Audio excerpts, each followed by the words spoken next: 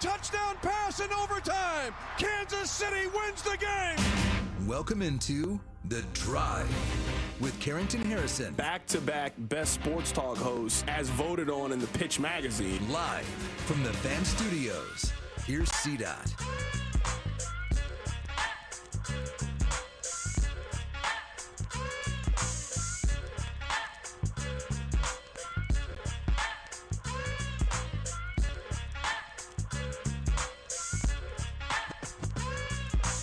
Let's do this. Another day, another dollar, another edition of The Drive. You are listening to The Drive on 96.5 The Fan, 96.5thefan.com, and also the Odyssey app.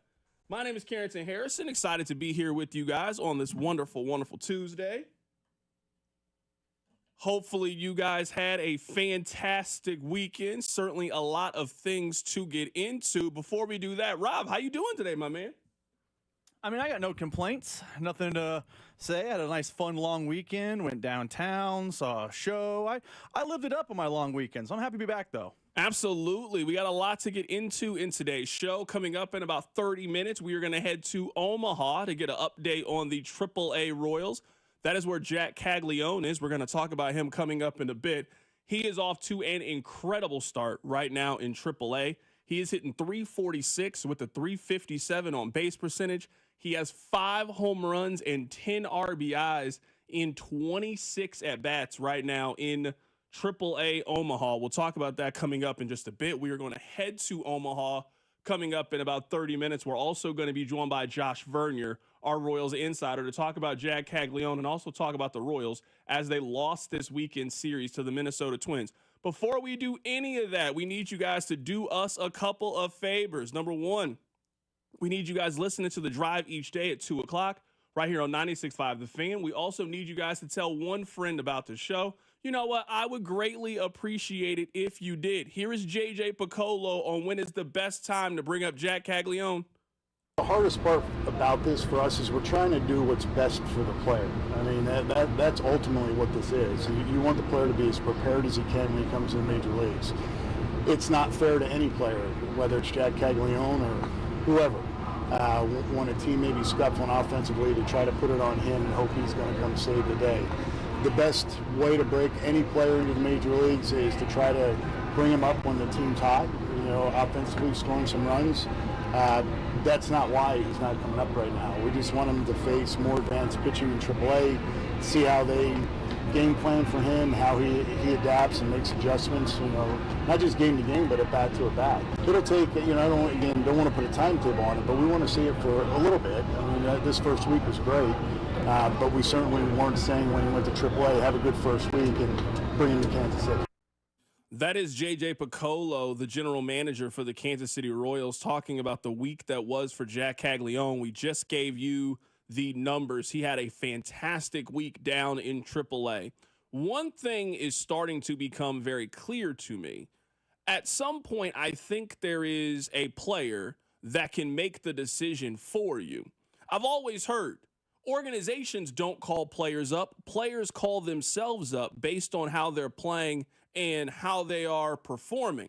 There was an outfielder for the Texas Rangers, Alejandro Ozuna. He's a 22-year-old outfielder who started the year at AA. He then moved up to AAA. He played just 8 games in AAA to get the call up to the big league club to try to help a team that is 27th in runs scored.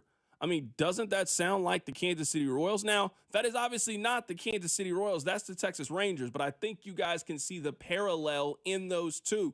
We're talking about 2 players that are around the same age that started their year in AA, got the call up to AAA, played well in a very small amount of games, and then got to the big leagues to help an offense that was scuffling. The parallels are eerie between Ozuna and what is happening right now with Jack Caglione.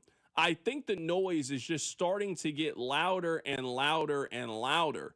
And for an offense that continues to scuffle, for a team that is clearly trying a bunch of different things, let's try to bring up Lofton. Let's try to bring up Rave. We're going to get rid of Biggio. We're going to get rid of Hunter Renfroe. For an organization that is certainly trying different combinations and seeing what you can have shake offensively, there is really one move left to make that really shakes things up. And I think we all know what that move is. Sometimes I think a player plays in such a way and moves that it is unavoidable.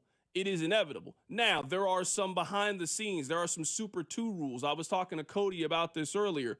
June 12th seems to be the date that it seems unlikely that he would be here before June 12th. But we have gone from maybe he spends his entire first year down in the minors to, well, maybe he can be a September call-up. Rob, you and I were having this conversation, it feels like 10 days ago, that maybe August 1st would be a realistic target date. I'm starting to think that after every week, you have to continue to push that date forward and forward and forward. I don't know if you can afford to keep Jack Caglione down in the minor leagues for another 60 days, not at the way that he is performing. Sometimes you just know, and yes, there is going to be a learning curve regardless of where you are, and maybe that's in the field, maybe that's in the plate, maybe it is both. But I do think we are starting to get really close to the conversation with their top prospect and one of the top prospects in all of baseball. It's going to continue to be harder and harder to justify why he is not here on the big league club, because if we are trying to find the best 25 men in the Royals organization, it is getting harder and harder to explain why Jack Caglione is not one of those people. Maybe this is me hating a little bit and maybe raining on the parade just a hair. But how much of the Jack excitement is because of what he's doing? How much is it because the offense up here stinks? Like you mentioned, Renfro's already gone. Kevin Biggio's already gone.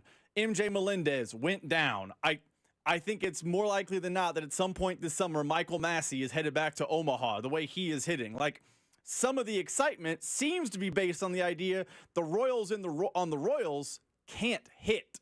They don't have a corner outfielder. They don't have a power bat.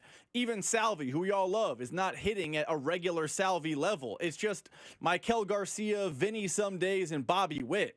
What Jack Caglione is doing in AAA is incredible. We have a whiteboard that has his updated stats. But I wonder how much of the excitement and fan, itching to get him up here is because the team up here isn't hitting. If this was last year's offense, which last year's offense at this point in time was fine. It was like top 12 in baseball. Would fans be clamoring for Jack the way they are now? I'm curious, and I wonder that a lot of the Jack hype or Cags watch or whatever is based on the fact the team up here is no good and has more to do with that than it does the team at the Cags themselves. Excuse me. I don't know if it's an either or situation. I think the answer to your question is simply yes. I think it's both of those things. I think it is pretty obvious that the Royals offense in some ways needs a boost. And maybe you think that John Rave is that boost. Maybe you think that Nick Lofton is that boost. But it is clear that the Royals need to do some shakeup. I also don't find it that it is not a coincidence, maybe a better way of putting it. It is not a coincidence to me that a lot of these changes started to happen around Memorial Day. That is usually a place in baseball where you start to do some self-reflecting, where you're trying to figure out what kind of offense you want to be. We've got a good enough sample size now. We've given guys 100 ABs. We've given guys 150 ABs. We are now heading into the dog days of summer. Summer is here in a lot of ways. So what kind of offense do we need to be? How do we need to shake things up? And I think it is pretty logical that you can look right now of where is the enforcements going to come from. And it's pretty clear. Jack Caglione is the best reinforcement that they can possibly call up. I think on the other side of this is he is a Christmas gift that we all know at some point you are going to have. They didn't even wrap this underneath the tree. I see the PlayStation right there. You're telling me at some point I'm going to be able to play it. And we keep moving up the date of when we think we're going to be able to sit down with it. Again, at one point we thought it was going to be 2026. If I had asked you at the very beginning of the year, we had this conversation, I would have told you that I don't think we see Jack Caglione in 2025. We now saw him at AA. We both have moved up our timetable of when that potentially is going to be. Fast forward to now, after him going to AAA and not really missing a beat, this is the same player that was dominating pitching down in AA Arkansas. He's doing it, you could even argue, at a better clip right now at AAA. He looks and appears to be a prospect that is ready and can certainly handle coming up to the big leagues. So I think a lot of that is just to build up the hype and the anticipation of seeing him as a prospect. We're going to head to Omaha coming up in just a bit. I do want to talk a little bit of Chiefs in the Open today. We have officially reached the summer portion of the NFL season. There are still two, I would say, pretty major questions to answer with the Kansas City Chiefs. At this point, there should not be a lot of NFL news around. If your team is in the news in the NFL, it is usually about one of two topics. It's either about the money or somebody got in trouble. Now, for the Chiefs, they have two of those stories this offseason. Let's start with the trouble part of it. Now, nobody new has got in trouble. I don't want you guys to feel alarmed to think that you missed anything, but I think we all are waiting and anticipating to see what's going to happen with Rashee Rice. We are talking about someone who was in the middle of something very, very serious and had a very noisy summer last year. Now, we don't have any developments. We haven't heard anything. We haven't seen anything, but I think we all know how this works in the NFL. At some point this summer, I think we all are anticipating some concrete update with what's going to happen with Rashee Rice. I still find it hard to believe that he is going to be able to get out of this with no suspension, but the NFL is a very funny game sometimes when it comes to this. Is it going to be a 2-game suspension? Is it going to be a 4-game suspension? Are they going to be very severe and hit him with a 6-game? I don't think it's going to be that much, but that is a question that the Chiefs have heading into this summer. I don't think anything is going to happen with Xavier Worthy.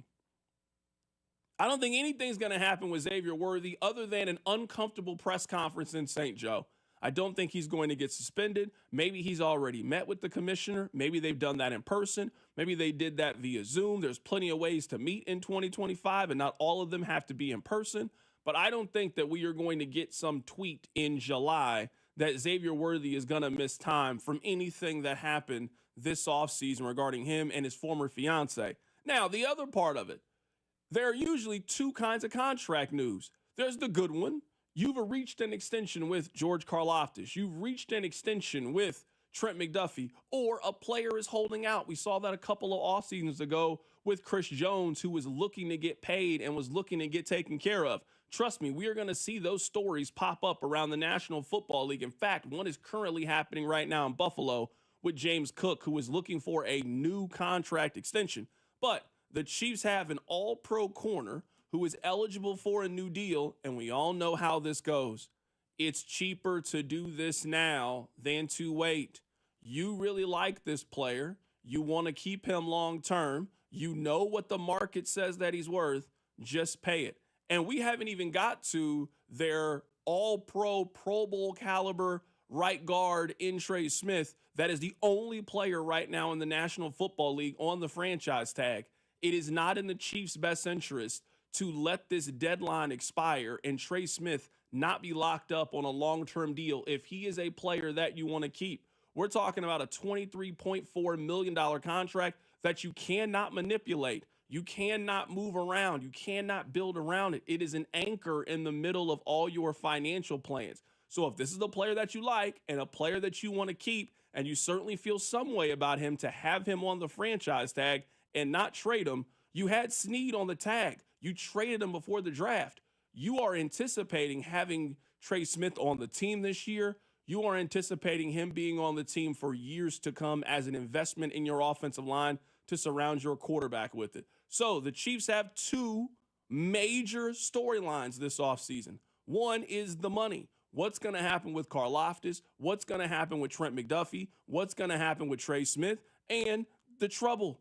Last offseason, with how noisy and how tumultuous it was at times, we all think that that bill is going to come due at some point this offseason. So as we head into the summer for the Kansas City Chiefs, hopefully there is no new subjects for us to be talking about. I want it to be a boring, quiet summer for the Kansas City Chiefs. Lord knows they could use one. Coming up in just a bit, we are going to head to Omaha to catch up and learn more about Jack Caglione. That's all coming up. Keep it right here. It's The Drive. The Drive with Carrington Harrison. Watch the show on YouTube by subscribing to the 965 YouTube channel. The Drive, brought to you by DM Injury Law. Have you or a loved one been in a car wreck? Contact DM Injury Law today and get the money you deserve. Car wreck? Remember, Mike's got this. 96.5, The Fan. Bank of America is the nation's leading business lender, and we're ready to help with your next goal here in Kansas City. That's why we have over 3,700 local business specialists across the country. Because with the right team, your business and community prosper. What would you like the power to do? Learn more at bankofamerica.com/local business. Bank of America, official bank of FIFA Club World Cup 2025. Bank of America Corporation, all rights reserved. Hi, Mia here at the winnings desk of the Missouri Lottery. So, I wanted to write a thank you note for every dollar Missouri Lottery players have given to Missouri and education. But that would be 8.4 billion notes. So to save a little time and a whole lot of paper, here's just one. Dear every single lottery player in Missouri, thank you for helping us give $8.4 billion to Missouri and education.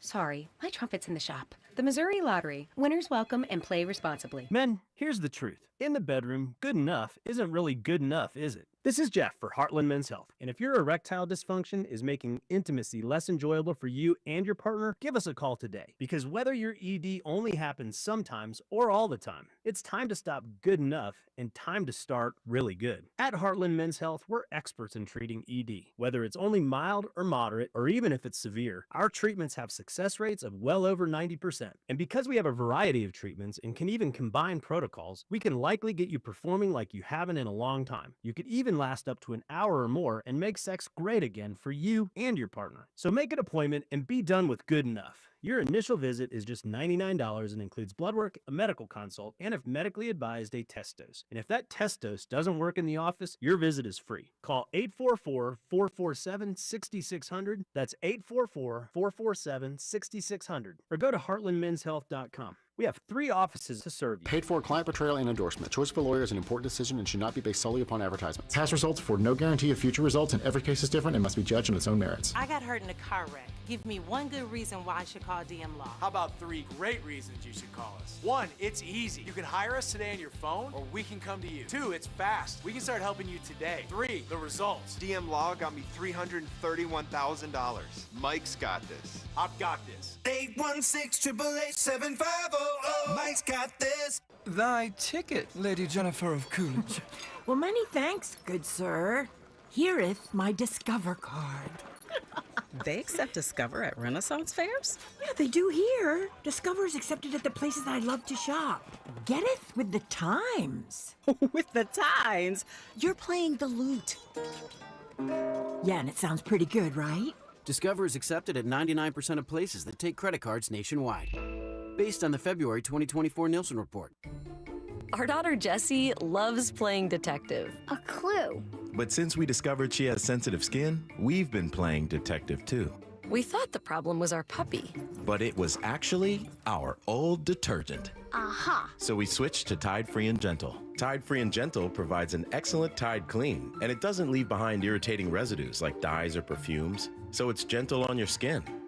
Case closed. If it's got to be clean, it's got to be Tide Free and Gentle. For more than half a century, contractors and trade professionals have relied on WeatherGuard for heavy-duty truck and van storage equipment, not just to protect their tools, but to protect their professional reputations. Whether it's inside or outside of work vehicles, a WeatherGuard badge means pros can trust that their hard-earned name is in good hands. Since 1968 and every day since, WeatherGuard has been protecting anything it takes to build a professional reputation. WeatherGuard, established in 1968, proven every day.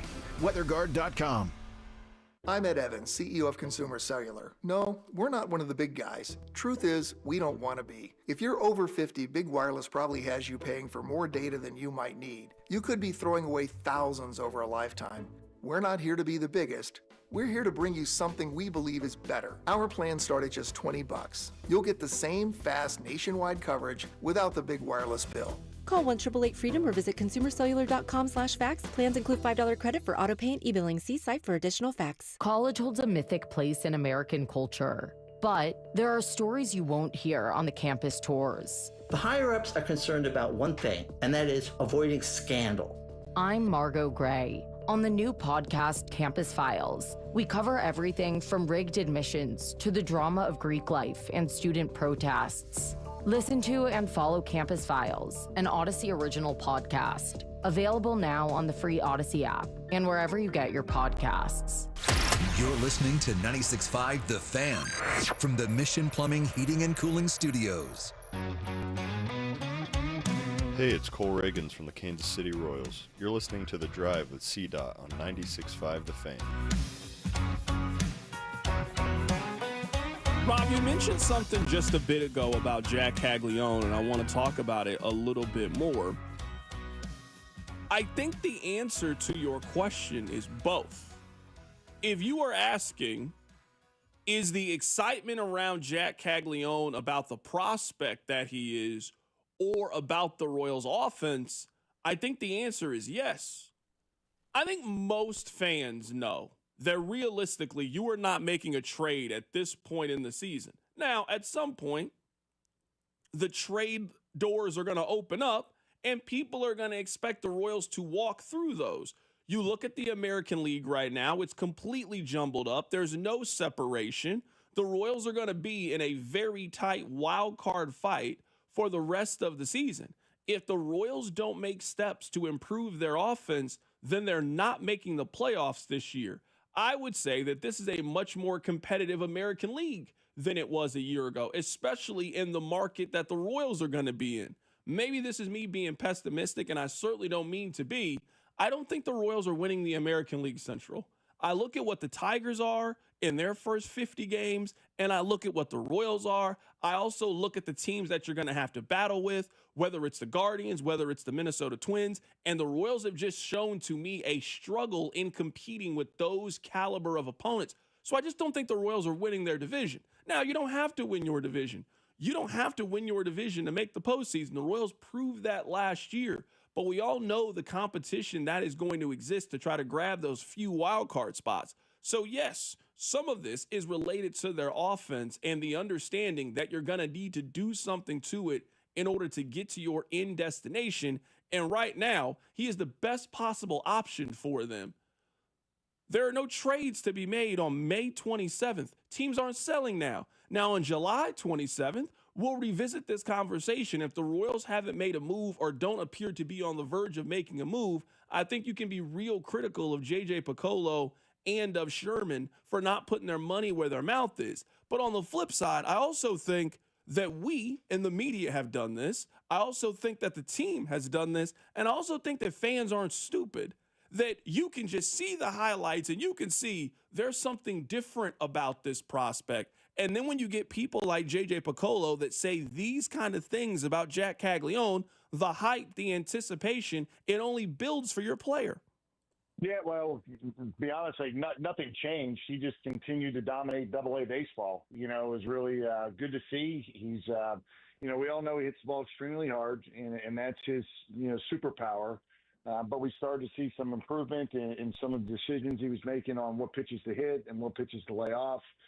And quite honestly, the level just wasn't good enough for him the way he was playing over an extended period of time. So we thought it was time for him to take the next step. With AAA, the pitching's better. Pitchers can game plan, but more importantly, follow a game plan better than Double-A pitchers because they're older, smarter, more experienced, and that's the right next step in his journey to the big leagues. When you guys drafted him last summer, I mean, if I would have told you then, like the ideal quote-unquote timeline even just to get to AAA, like is this kind of best case scenario for him to get up to AAA this quickly? Absolutely. I mean, it's, over however many years I've done this, I don't know how many players that we've had in their first full season that go to Double-A and just really dominate the league and now are in AAA.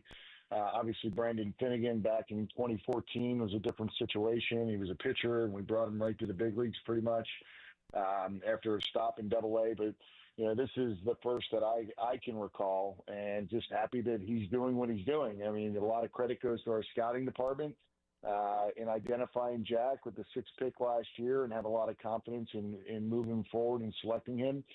And Jack has exceeded expectations. We knew he was good, but until he gets out there and plays, you don't know how good he really is or how long it's going to take for him to get to AAA.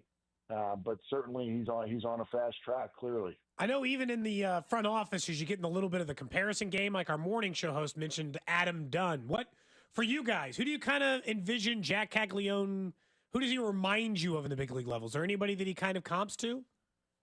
Yeah, I mean, Adam Dunn I can see because of the power, but Jack is going to be a more complete hitter Adam. Adam struck out a lot. I mean, very good major league player. I think he's going to be able to control the zone better than that. Honestly, like what we hope he develops into, and I'm not saying this is who he is. This is what we would like to see is some version of a Pete Alonso. I mean, that's, a left-handed version of Pete Alonso. Pete makes a lot of good plate decision or pitch decisions. He's got massive power. He's turned himself into a pretty good defender at first base. I mean, and coincidentally, those two went to the same high school, so it's kind of weird.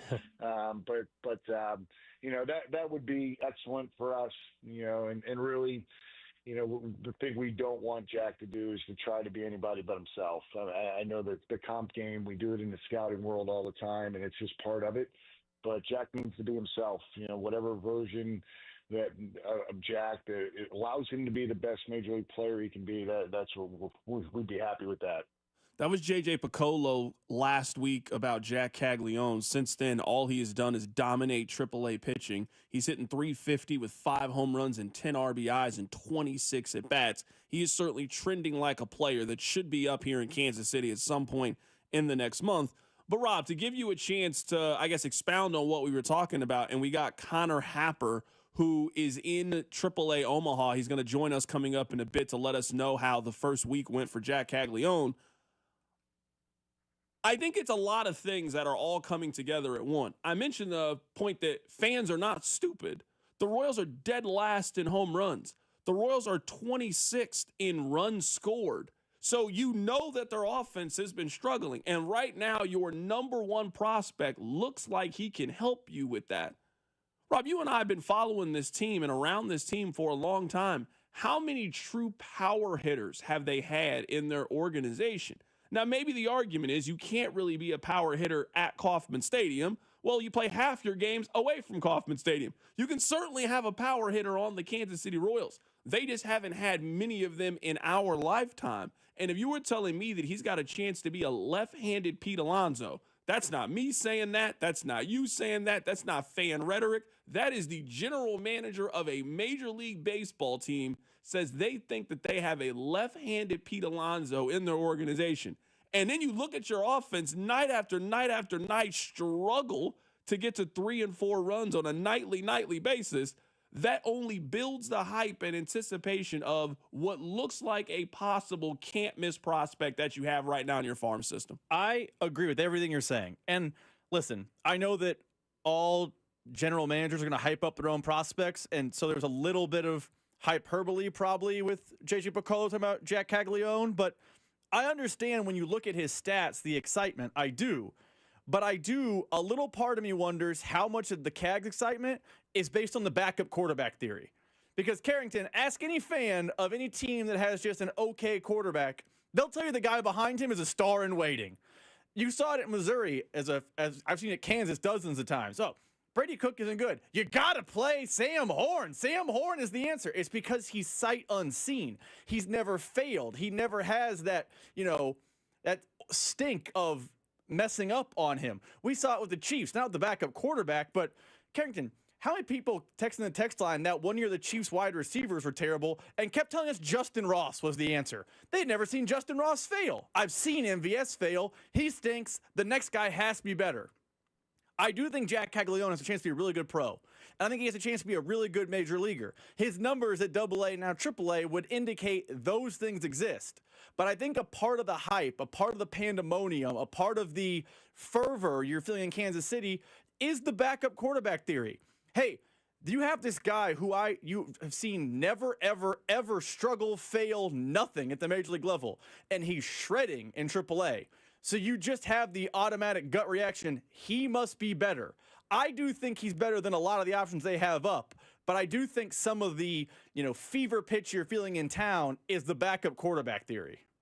But the feeling of he can't be worse than what we already have. I mean, I don't think that people have made that up out of nowhere. I think that's based on what we are watching. I mean, I saw Hunter Renfroe get 100 ABs for the Kansas City Royals. I haven't seen Jack Caglione in the major leagues. I struggle to think that he could be worse than what they have. I saw Biggio on this team. It's hard for me to imagine that Jack Caglione could be a worse option offensively for you than what you have. I mean, we currently are watching Michael Massey with this team.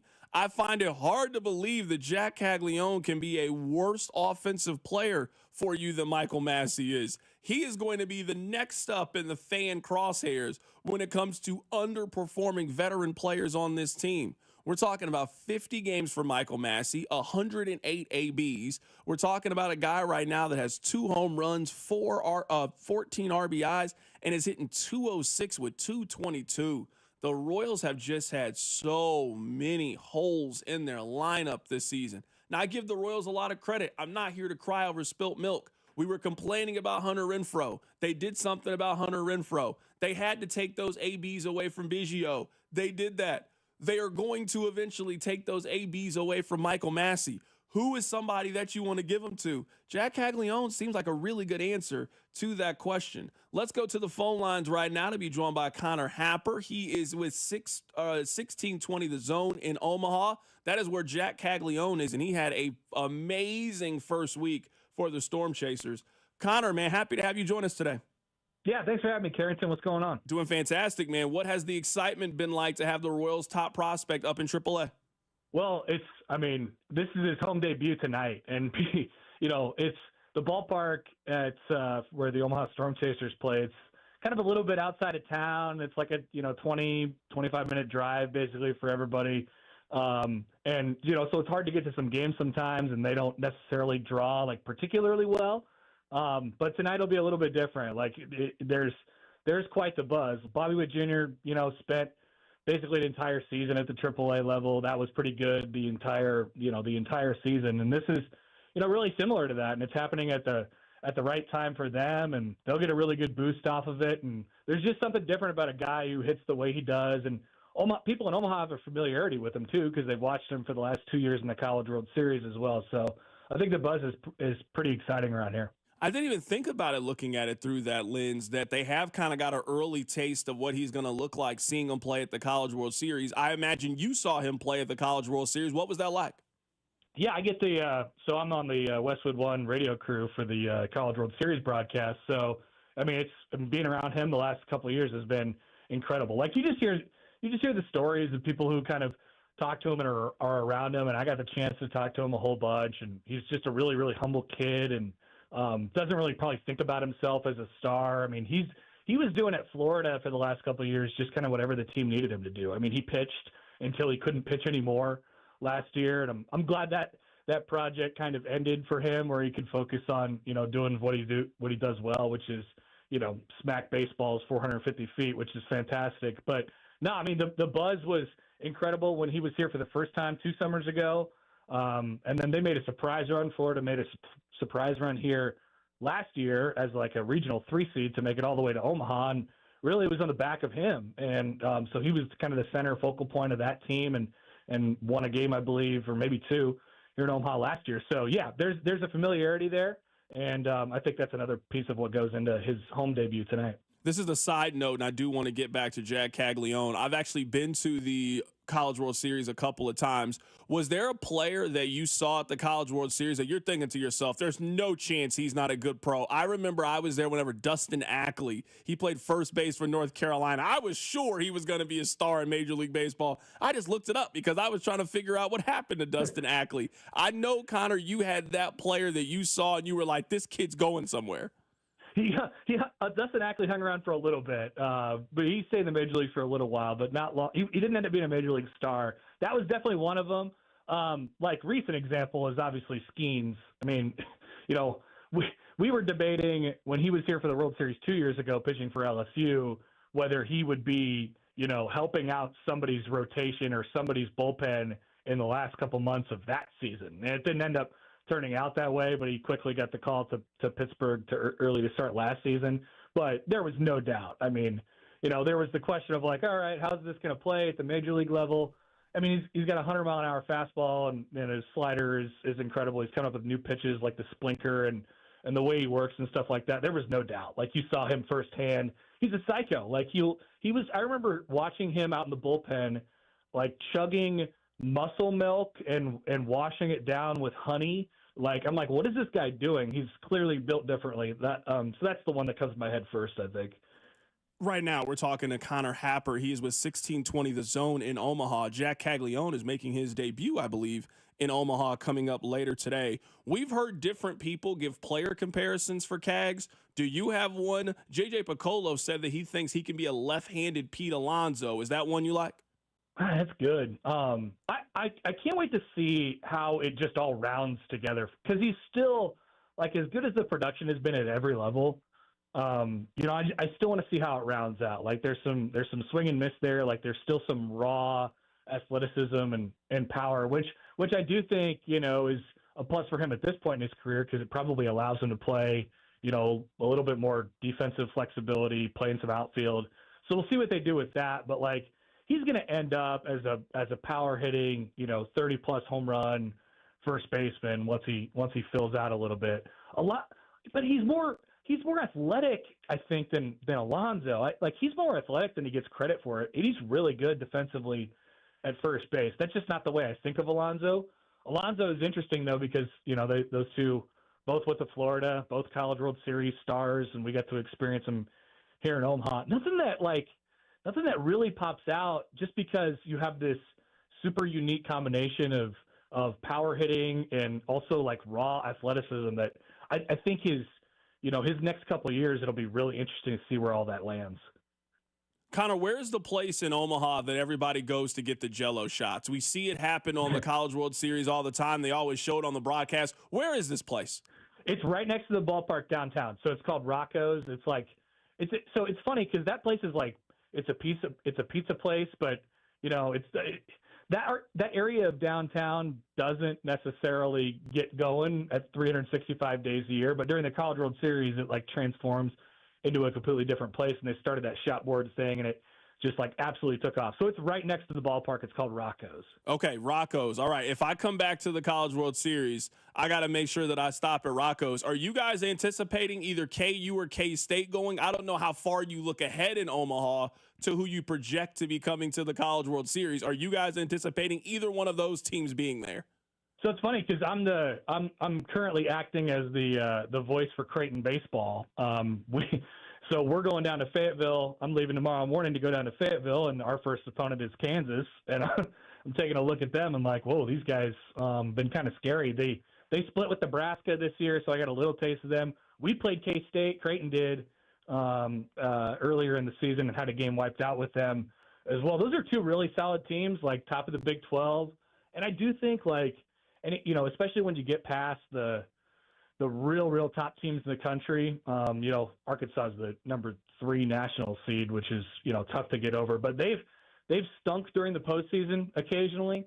So I don't know. I wouldn't be surprised to see 2-3 seeds. Like the statistics say that a 3 or a 4 pretty much every year is going to make it to Omaha, and maybe KU or K-State could be one of those. Hey, Connor, how many jobs do you have, man? Because you've told us about 4 different jobs in this interview. Yeah, a lot. There's a lot of stuff going on. I'm filling in.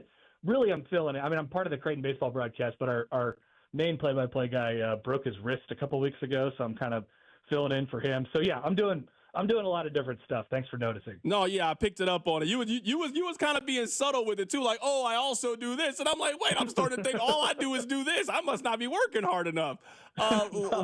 You have to do it. I guess I just can't stop saying yes to these things. Last thing here, how long are you anticipating Jack being there? Because if you had asked me this question, let's say 2 months ago, I would have said that I think he spends his entire first year down in the minors. You asked me this question 2 weeks ago. I was like, probably somewhere around the early part of August. I'm starting to think that maybe he's there for 30 days. I mean, with the way that this thing is going, with the way the Royals offense is going, with the way that his minor league career is going, it's just hard for me to think that he's going to spend 6-7 weeks in Omaha. Yeah, I keep telling people. So the Storm Chasers, he's played a week for the Storm Chasers, but they were on the road in Salt Lake City. And they'll have this week at home, and then they'll have next week at home. They only get one back-to-back at home the entire year. The minor league schedule works where you just 1 week home, 1 week on the road usually. So they're at home each of the next 2 weeks. And I keep telling people, like, you guys better get out there just in case. Because you were saying it before I came on here. Like, they've tried all these different things in the outfield. new bats that have mixed in and out of the lineup, like Lofton's up right now and Rave's up right now. They're going to eventually need somebody to produce, and they just keep going through their options. And they eventually are going to have to give Cags a shot, because eventually he'll be the only one that has a chance to produce at the major league level. So I don't know, man. Like I'm on the same course as you. Like I kind of thought when he got here, he'd spend the rest of the season here, but now I'm pretty sure he won't. I can't really see him being here past the 4th of July at this point. That is Connor Happer joining us on the show today. Connor, Creighton beat Kansas during the basketball season. I hope they beat them during the baseball season as well. All right, man. Thanks for having me. See you later. Absolutely. That is Connor Happer joining us on the show today. I'm actually kind of rooting for the KU baseball team, but I couldn't tell him that. I couldn't have him going back to Omaha saying, oh, Carrington's cheering for Kansas. No, I'm not. I'm not at all cheering for Kansas. But you know what? It's college baseball. Hey, I kind of want him to go to the College World Series. Rob says that he's going to Omaha. He's never been to the College World Series. You know what, Rob? I actually want Kansas to go to the College World Series. Sometimes I just have to joke. I mean, they are playing a postseason game against Omaha, which historically, against Arkansas, historically, been bad for the Hawks. No, for sure. Football, basketball. Now let's get to go through to baseball. Yeah, no, let's go ahead and do that. Maybe a little gymnastics, maybe a little track afterwards. Let's just lose in all of these things. Coming up on the other side, we have serious updates about what's happening in New Orleans. This might be the best update that we've had so far about this incident. We'll get to it. Keep it right here. It's The Drive. The Drive with Carrington Harrison on your home for Kansas City sports. 96.5, The Fan. Brought to you by DM Injury Law. Have you or a loved one been in a car wreck? Contact DM Injury Law today and get the money you deserve. Car wreck? Remember, Mike's got this. The DQ Sauced and Tossed Chicken Strip Baskets have more flavor than your taste buds know what to do with. We start with all white meat, breaded, seasoned, and fried to crunchy perfection. Next, we double down and toss them in honey barbecue or new buffalo sauce. Serve them up with DQ fries, Texas toast, and house-made Hidden Valley Ranch, and you've got flavor on flavor on flavor. Get the Sauced and Tossed Chicken Strip Basket in honey barbecue or new buffalo right now at DQ. Happy tastes good. Participation may vary. Summer savings are here at Going Gone by Dick's Sporting Goods. Score up to 70% off styles from top brands like Nike, Adidas, Jordan, Kalia, and more. Discover new markdowns and arrivals every week. Hurry in and save big on summer styles at your Going Gone. Call Aspen Lawn and Pest Control. Our iconic blue trucks and expert team get it right the first time. Award-winning full-service lawn care and pest control since 1985. Call today for a free estimate. Visit aspenlawn.com. This is Blake Fanning with Shawnee Mission Ford, here with a huge announcement. This month, it's employee pricing for all at Shawnee Mission Ford. Let me tell you one more time. It's employee pricing for all at Shawnee Mission Ford. You pay what we pay, not 1 cent more. You heard right. We got the employee pricing for everyone on new Fords. But that's not all. When you buy from Shawnee Mission Ford, you not only get employee pricing, but you also get our lifetime powertrain warranty, along with our 1-year Select Plus protection with your new vehicle purchase. This is what makes Shawnee Mission Ford different. You get all of it. Employee pricing on a great selection of new Fords, plus lifetime powertrain warranty, along with the 1-year Select Plus protection. And Shawnee Mission Ford is still going to offer you the highest trade values in Kansas City. Do not miss employee pricing for everyone. From America, for America. Shawnee Mission Ford, where we're on a mission to save you more. Excludes 25 Super Duties, Raptor line vehicles, 25 Expeditions, and E-line vehicles. When you buy a new house, you might say, "Shut the front door." Winning. No, seriously, shut the front door. We own this house now. But you actually need to say, "Like a good neighbor, State Farm is there." That's right. The local State Farm agent is there to help you choose the coverage you need. Welcome to my crib. No one says that anymore, but I don't care. So just remember, like a good neighbor, State Farm is there. State Farm, Bloomington, Illinois. Another checkup? Why are so many people getting new puppies? Dr. Kim's veterinary office is littered with cuteness. We are booked solid for weeks, but who can say no to a puppy, right? Oh, good boy. She needs to find extra vet techs to get those pups some extra love. I need Indeed. Indeed, you do. When you sponsor a job on Indeed, candidates can find it easier, so you can hire easier. Redeem your $75 credit at Indeed.com/credit. Terms and conditions apply. I really need funding to expand my inventory. Swish Funding can help you expand inventory, upgrade equipment, and boost your cash flow. Well, okay, but I need funding fast. Swish Funding provides funding from $25,000 to $2 million with payment terms tailored to your needs and cash in your account in less than 24 hours. So what's the catch? No catch. If you've been in business for at least 1 year with monthly revenue of $50,000, you could qualify. Just go to swishfunding.com to apply. That's swishfunding.com. Do you think astronauts fight over elbow room? Probably. Because advanced tech doesn't always mean more space. Until now. Introducing the Hyundai Ioniq 9, a 3-row electric SUV with over 300 miles of range, ultra-fast charging capability, and lots of space. The all-new Hyundai Ioniq 9. Space in an EV. Visit HyundaiUSA.com or call 562-314-4603 for more details. Ioniq 9 is available in extremely limited quantities at select dealers in select states only. EPA estimated range based on fully charged battery. For comparison purposes only. Actual range will vary based on several factors. If Twisted Tea Hard Iced Tea was your best friend, it would be the kind of friend that starts an impromptu dance party in the supermarket aisle that turns into an all-day pool party rager at your place, and you don't even own a pool. Twisted Tea Hard Iced Tea turns any day into a legendary adventure. It's smooth and refreshing real iced tea with just the right kick of alcohol. Twisted Tea Hard Iced Tea. Keep it twisted. Twisted Tea Brewing Company, Cincinnati, Ohio. Please drink responsibly. Have you tried hands-free Skechers slip-ins yet? Because if you haven't, you're missing out on technology that changes how you think about shoes. First, these are not just regular slip-on shoes. They're not just a pair of loafers without laces. But what makes them different is the technology inside that lets you just step into them. There's a built-in hidden shoehorn that slides your foot in, so they look, feel, and wear just like a pair of shoes you're used to. Except you don't have to bend down, struggle to put them on, or touch them. Try them at a Skechers store, Skechers.com, or wherever stylish footwear is sold. This afternoon, expect drizzle with a high of 64. Weather brought to you by Tropical Smoothie. Wear your flip-flops in cafe and score a free 12-ounce Sunrise Sunset Smoothie for National Flip-Flop Day, Wednesday, May 28th from 2 to 7 p.m. at Tropical Smoothie Cafe. Terms and conditions apply. Welcome to your home for Royals baseball. 96.5 The Fan. All right, we will get back to very serious sports things coming up at the top of the hour. But if you've been listening to this show for the last 10 days, you know every day at this time, we're going to update you on what's happening in New Orleans. This is a story that has me completely captured, and I can't wait for the documentary and or the television show. So you guys probably by now know about this.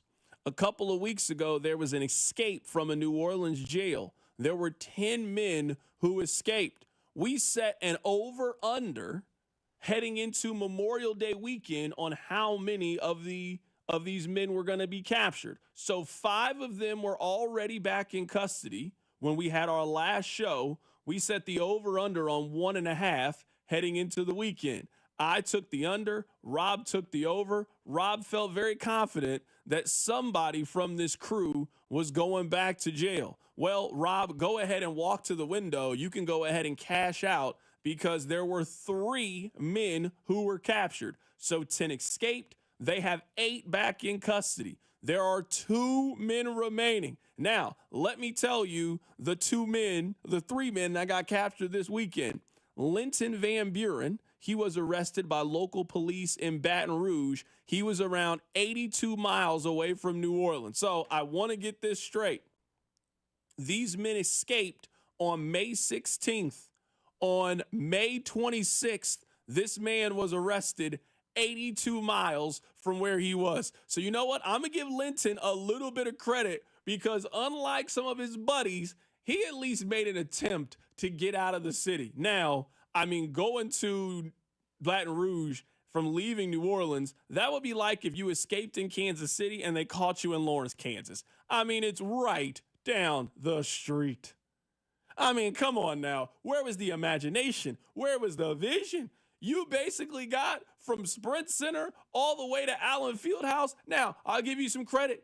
Some of your homeboys got caught down on Bourbon Street in the French Quarter. You at least made a couple of moves here. But 82 miles, you didn't get that far in 10 days. Now, Leo Tate and Jermaine Donald, They were arrested in Walker County, Texas, after leading the Huntsville Police Department on a high-speed chase. So it doesn't sound like anybody was harmed in this. I know we're having a little bit of fun, but this is certainly a serious matter. I'm happy that these men are back in custody and nobody was harmed in their high-speed chase.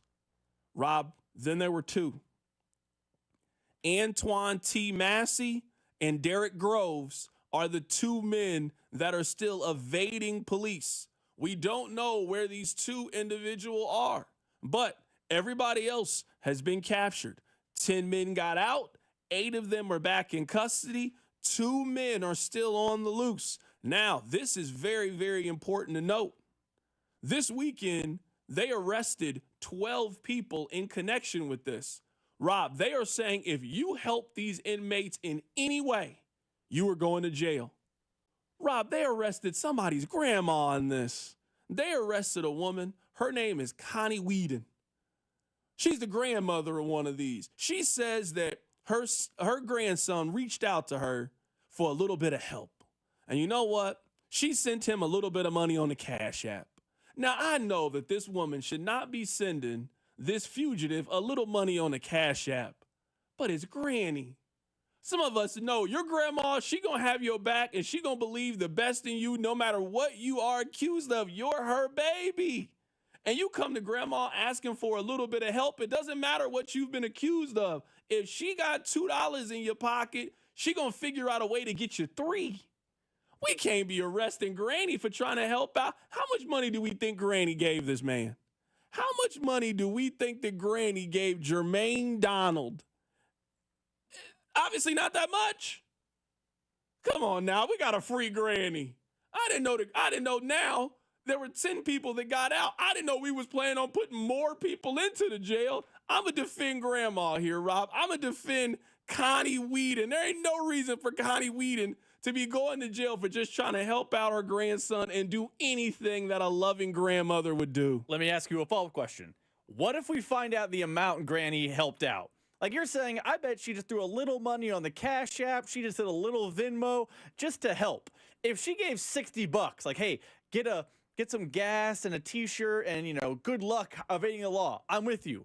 What if she's giving real coin? What if she's dropping like, here's $550, don't get caught, honey. Here's $1,000, why don't you evade police? Does your tune change with the number of money? Because it feels like you're discounting Granny because you're like, oh, she was just helping out on the Cash App. Helping out is a wide spectrum, and I'm curious if that spectrum has you change tune at any point.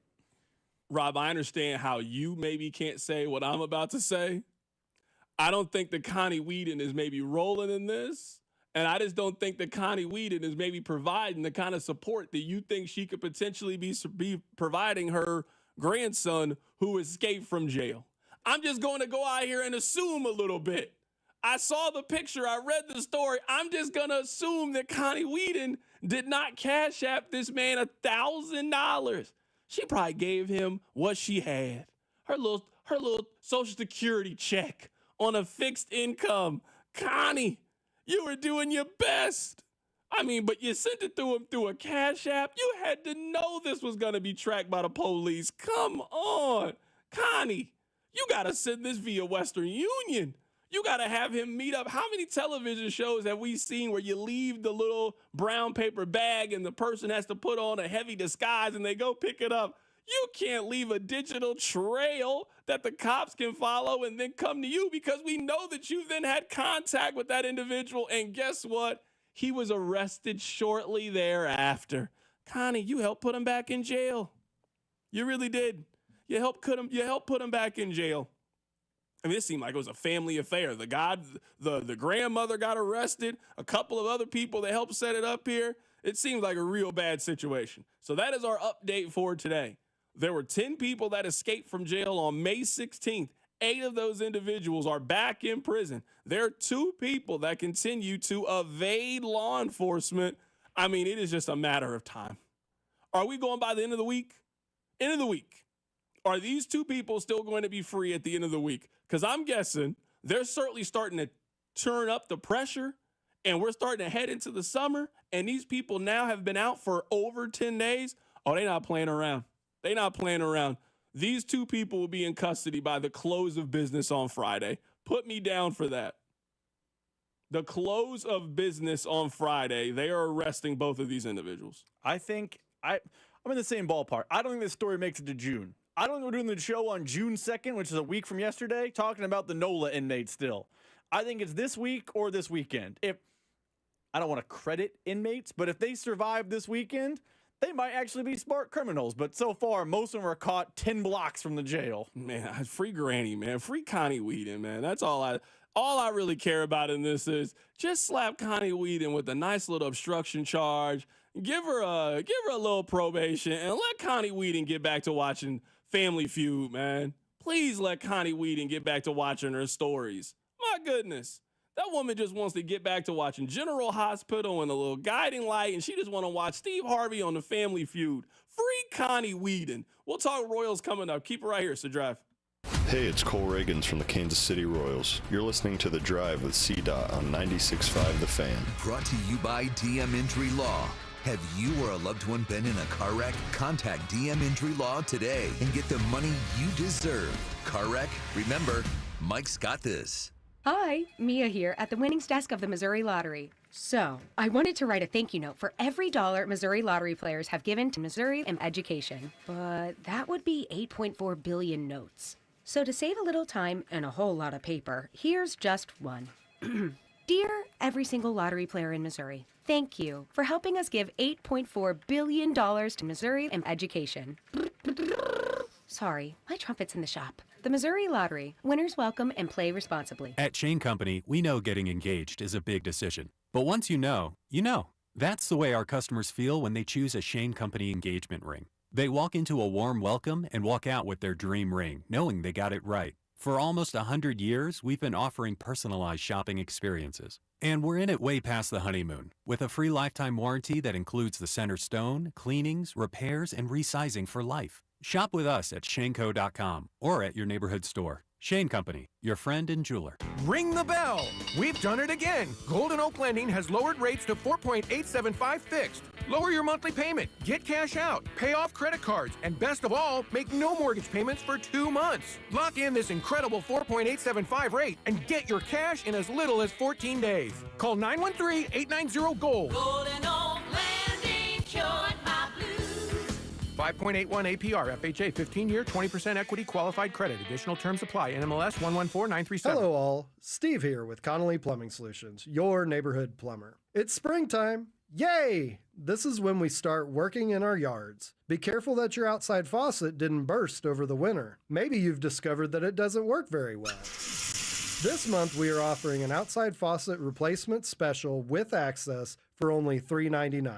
So call Connolly Plumbing Solutions at 913-768-7676 or visit ConnollyPlumbingSolutions.com to schedule. At Odyssey, we believe in creating a diverse and inclusive workforce. We also value the power of community and encourage local organizations to help us in referring qualified applicants to our stations. If you're a community organization interested in receiving our vacancy information, simply email equalemployment@odyssey.com. You'll be notified of all our open positions. That's equalemployment@odyssey.com. And for all our listeners, please visit odysseyinc.com/careers for a list of job openings at all Odyssey radio stations. Go Yard all baseball season long with Underdog's Champions Game. Take a swing at making those baseball entries this season over at Underdog. It's one of the leading places to make all your sports selections, and you can play in your state on the Missouri side. Join one of the fastest growing sports games apps over at Underdog that you can play in your state. Millions of fans have already won billions playing an Underdog. Why not be next? Go ahead and play. Download the app. Choose which player to go higher or lower on your favorite stats. You can choose things like home runs, strikeouts, total bases, and so much more over at Underdog. Once your entry feels good, you can play with as little as $1. So get everything right, and you could win up to 1,000 times your money. Download the Underdog app today and sign up using promo code TAP to unlock a special offer for up to $1,000 in bonus cash when you make your first deposit. That's promo code TAP. Must be 18 plus and present in a state where Underdog Fantasy operates. Terms apply. Consult with your play. Call 1-800-GAMBLER or visit www.ncpgambling.org. You know a coach who goes above and beyond? The Royals, the CU and the Major Leagues Foundation, and Blue Cross and Blue Shield of Kansas City are recognizing those impactful men and women. Nominate your high school coach at royals.com/coacheswithcharacter. For more than half a century, contractors and trade professionals have relied on WeatherGuard for heavy-duty truck and van storage equipment, not just to protect their tools, but to protect their professional reputations. Whether it's inside or outside of work vehicles, a WeatherGuard badge means pros can trust that their hard-earned name is in good hands. Since 1968 and every day since, WeatherGuard has been protecting anything it takes to build a professional reputation. WeatherGuard, established in 1968, proven every day. WeatherGuard.com. I'm Ed Evans, CEO of Consumer Cellular. No, we're not one of the big guys. Truth is, we don't want to be. If you're over 50, Big Wireless probably has you paying for more data than you might need. You could be throwing away thousands over a lifetime. We're not here to be the biggest. We're here to bring you something we believe is better. Our plans start at just $20. You'll get the same fast nationwide coverage without the big wireless bill. Call 1-888-FREEDOM or visit consumercellular.com/facts. Plans include $5 credit for auto pay and e-billing. See site for additional facts. Hang out with Cody and Gold. Weekdays starting at 10 on 96.5 The Fan, KFNC FM and AM, HD1 and HD2 Kansas City, an Odyssey sports station.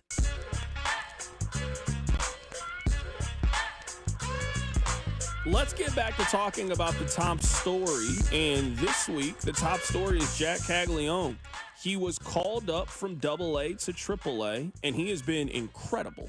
He is hitting .346. He has 5 home runs. He has 10 RBIs in 26 at-bats. So he has gotten off to a blistering start so far in AAA Omaha. We had Vern on the show last week. Vern's going to be on the show coming up in about 30 minutes or so. J.J. Piccolo compared Jack Caglione to Pete Alonso. Vern agrees with that. First of all, I thought it was really cool that he even gave a name. I don't know if many general managers do that with a top 10 prospect in the sport and the biggest prospect he's had as a general manager. I thought that was cool. Yeah, if he's putting it out there, a guy that's a perennial home run champion, a perennial MVP, a cleanup hitter for a perennial division title contender, that's everything you want with a top 10 pick and everything the Royals more often than not have not received with those top 10 picks. So, yeah, it's a great time. It's unprecedented, C-Dot, if you think about it, to have a team that has true, real, legitimate aspirations to win a division title and also one of the 10 finest prospects in the sport. That's never happened in the history of this franchise. That was Josh Vernier, who likes the comparison to Pete Alonso. I want to read this text to you guys. C-Dot, isn't there an old adage in baseball? You are what your team's record is by June. The Royals are 2 or 3 games above 500 at best. I think that makes them around an 83, 84 win team. Do you think that makes the playoffs? I don't think that Caglione is going to be the savior that many fans want him to be. I don't know if people are looking and anticipating on him being the savior, so to speak. But I do think that fans are not maybe giving enough credit to the fact of how jumbled up the American League wildcard picture is. Now, if you are anticipating that Jack Caglione is going to come in and single-handedly save the Royals offense and now they're win the American League Central, I think you're being a little bit premature when it comes to that conversation. The Tigers are really, really good. Like, the Tigers might be the best team in the American League. They might arguably be the best team in all of baseball. Right now, there's no team in baseball that has more wins than the Detroit Tigers. They are 15 games over 500 with a plus 81 run differential. The Royals might not catch the Tigers. All right, but if you look at the wild card picture, and I understand how premature this conversation is, but I want to answer the question. If the playoffs started today, the Royals would be in the playoffs again, just like last year. And if you get to the playoffs, well, you would then play the Minnesota Twins. I mean, you could beat the Minnesota Twins in a 3-game series. I mean, you'll play them in 4 of them over the course of the season. If you look at it right now, 3 of those teams, I guess 4 teams in the American League Central would make the postseason. The Cleveland Guardians are the number 1 team in the wild card picture right now. Minnesota, those 2 teams have the same number of wins that the Royals do, and the Houston Astros and the Royals have the same win percentage at this point. So I don't know if the conversation is necessarily that Jack Caglione is going to come in and be the savior for the Royals. But I do think that Jack Caglione can come in and be a reason why the Royals solidify a playoff berth, which just has a value. It seems to me, Robin, tell me if you think I'm wrong here. I think a lot of times we end up arguing what is the value of being an 86-win team, which is mind-blowing to me for a fan base and an organization that has rarely been an 86-win team. I could understand if you were the Cardinals and you feel like, hey, what's the value of being a mediocre baseball team? Or if you were the Yankees that had this stance, or the Dodgers that had this stance. I feel like at least once a week, Rob, you and I got to twist the arms of the text line to show them the value of being a consistent playoff contending team every single year. Because if you are a Royals fan, the Royals have literally never been that in your entire life. Never, not one time have the Royals been that. They've had pockets of it. Sure, 13, 14, and 15 were amazing, and then they fell off a cliff, and we didn't hear or see for them again for a decade. If you are a long-standing Royals fans, the Royals had one good baseball season from 2000 to 2013. Now they look like they can be an 86-win team, and now we have people questioning what's the value of winning 86 games. They're a fun, competitive baseball team that you want to go take your family to and go out to Kauffman Stadium, and they're in contention to make the playoffs. We got to argue and debate what the value of that is.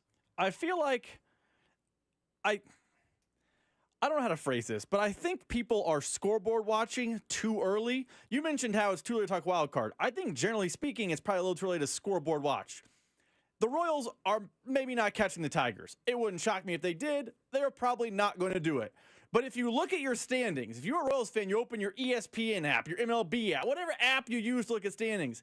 Do you know that the Royals are tied for third in wins in the AL? They're tied for third for wins in the AL. They are a flawed baseball team. They are not perfect. The Tigers have flaws, despite the fact I think they're the best team in the AL. But despite those flaws, and for the Royals, there's one glaring flaw. They are tied for third in the AL in wins. And because they're in, for a soccer term, the division of death, they're fourth in their division right now. But they're tied all across the American League for third in wins. Only the Yankees and Tigers have more wins than the Royals. And I feel like because when people stare at the standings, which is a largely fruitless endeavor on 527, they see they're in fourth place and they get down and they think, well, here's the regression. We all knew it was coming. It's probably the same as last year, wild card series on the road type of team. But the pitching the Royals have and potentially bats coming in play at some point from the trade deadline or CAGs, they're a team that can win that series, and they will probably be a tough out in the divisional round. And for some reason, people are just so excited to throw them away. It makes no sense to me. Rob, before we move on talking about the Royals, and I think this is really important, and I'm happy to get back to the text line. I'm happy to be talking Royals. You know we love an analogy on this show.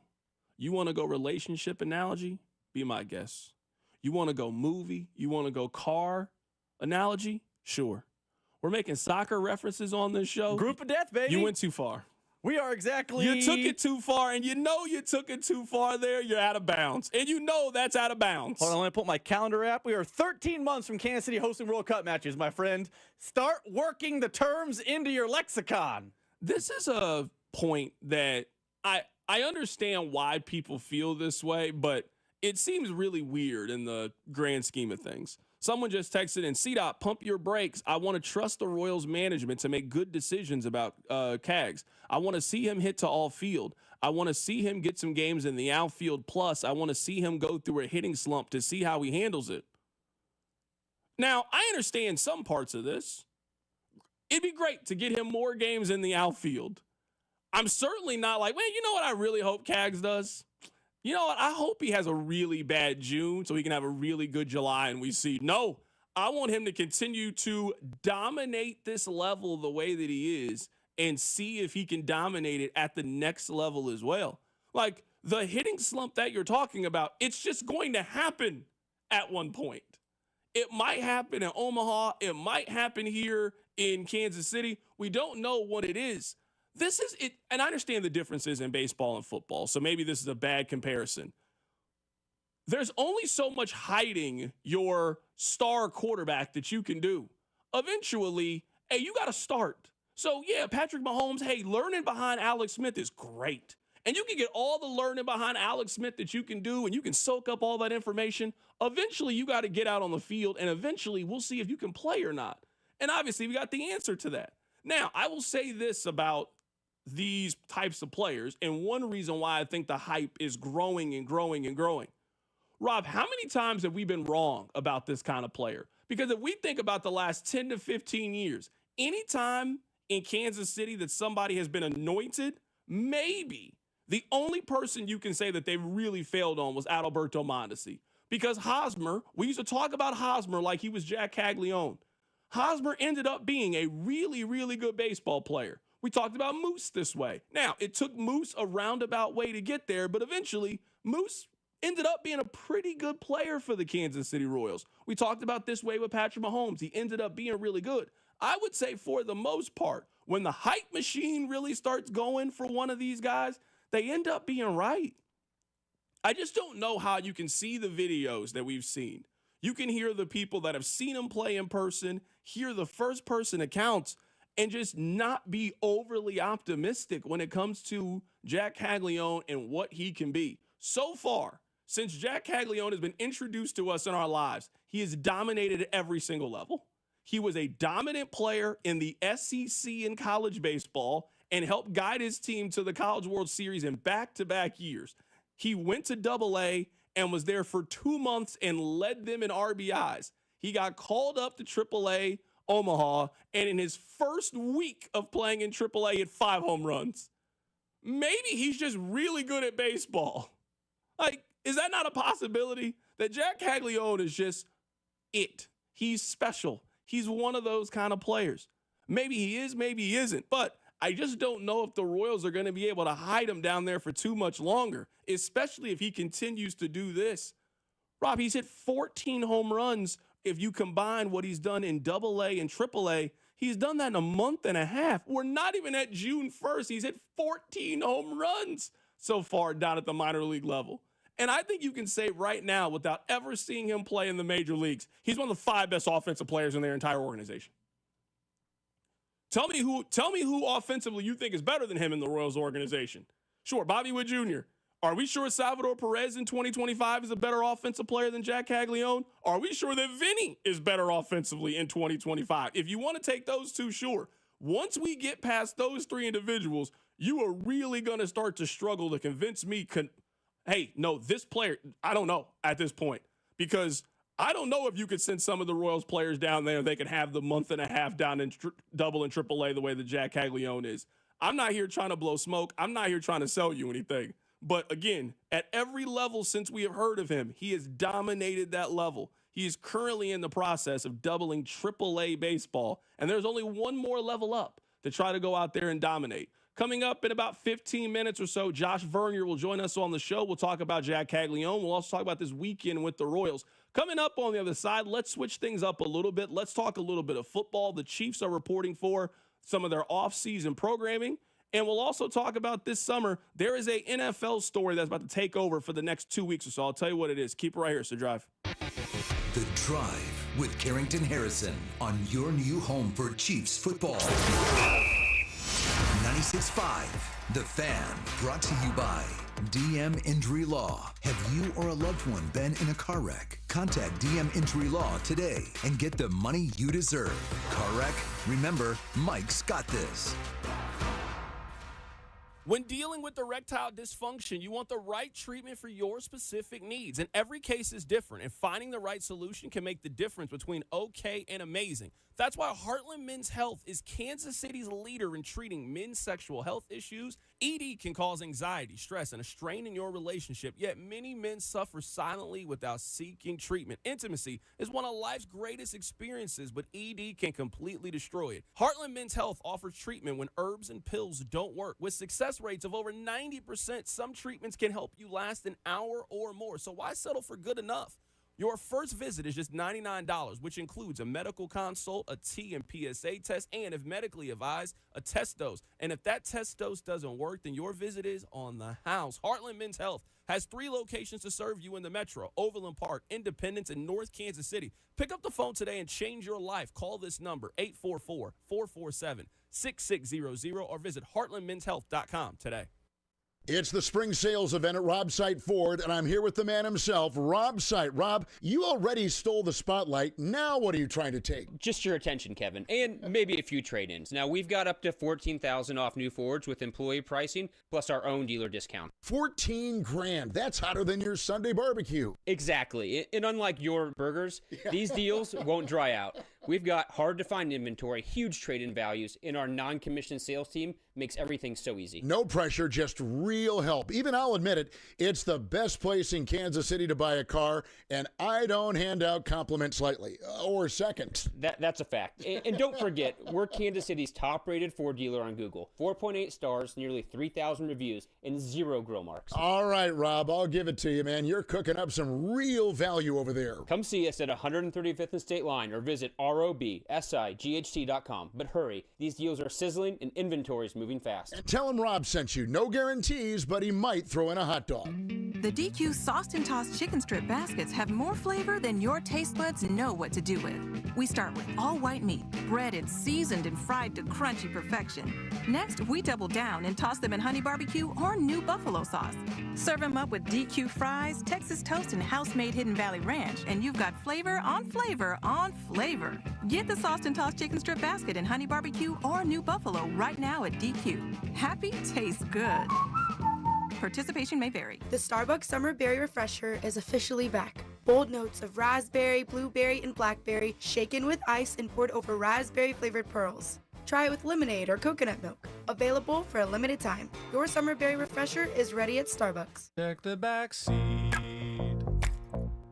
Check the back seat. Gets in your head, right? Good, because every year dozens of children are forgotten in the back seat. Cars get hot fast and can be deadly, so get it in your head. A message from NHTSA and the Ad Council. Ever been crammed in a car on a road trip, knees to your chest, wishing for more space? Yeah, not anymore. Introducing the all-new Hyundai Ioniq 9, our first 3-row all-electric EV. That's right, space. Finally, in an EV. With class-leading interior space, there's room for the whole crew and their gear. Road trippers, carpoolers, gear haulers, families. This EV is built for your kind of adventure. And the Ioniq 9 rear-wheel drive S-Trim, it delivers an EPA estimate 335 miles on a full charge. Actual range will vary. Plug into a 3250 kilowatt DC ultra-fast charger and CCS adapter, and in just 15 minutes, you can get up to 150 miles of range. Actual charge time may vary. Plus, you get tech infused with standard safety features like Highway Driving Assist 2 and Blind Spot Collision Avoidance Assist. And with a 10-year, 100,000-mile battery warranty, the road ahead is wide open. EVs aren't just for city driving anymore. The Ioniq 9 is for those who go further.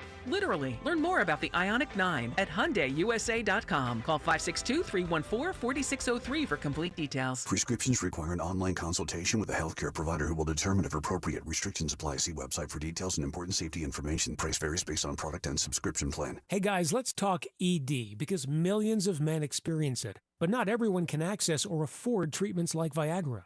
Well, Hims can help. Through Hims.com, you can get a full range of treatment options for ED, including daily or as-needed meds through a 100% online process. It all starts with an online intake form. Get started at hims.com/joy, and from there, a medical provider licensed in your state will determine if ED treatment is right for you. If prescribed, your medication is shipped to you for free. Find the ED treatment that fits your needs with options up to 95% less than the brand names. Millions of men experience ED, but Hims can help. To start your free online visit and save up to 95%, go to hims.com/joy. That's hims.com/joy for your free online visit. HIMS.com/JOY. Here's traffic, brought to you by DM Injury Law. Have you or a loved one been in a car wreck? Contact DM Injury Law today and get the money you deserve. Car wreck? Remember, Mike's got this. This traffic is brought to you by Midwest Auto Services. Looking at a two-car crash with 2 left lanes closed, southbound 71. Just past Gregory, things are stacking up. It's heavy in that area at this time of day anyway, but now we're getting really close to the MLK line for those backups. And seeing some slowdowns out of downtown on eastbound 70. Is your vehicle like fighting a wild bull? Does it lead, pull, or feel out of sync when you accelerate or brake? Are you replacing tires a lot due to poor wear? Let Midwest Auto Services check your alignment. Call 816-224-4247 or MidwestAutoservices.com. I'm Lori Pearson, 96.5 The Fan Traffic. You're listening to 96.5 The Fan from the Mission Plumbing, Heating, and Cooling Studios. Hey Kansas City, it's Bobby Witt Jr. Welcome into The Drive with Carrington Harrison on your home for Royals baseball, 96.5 The Fan.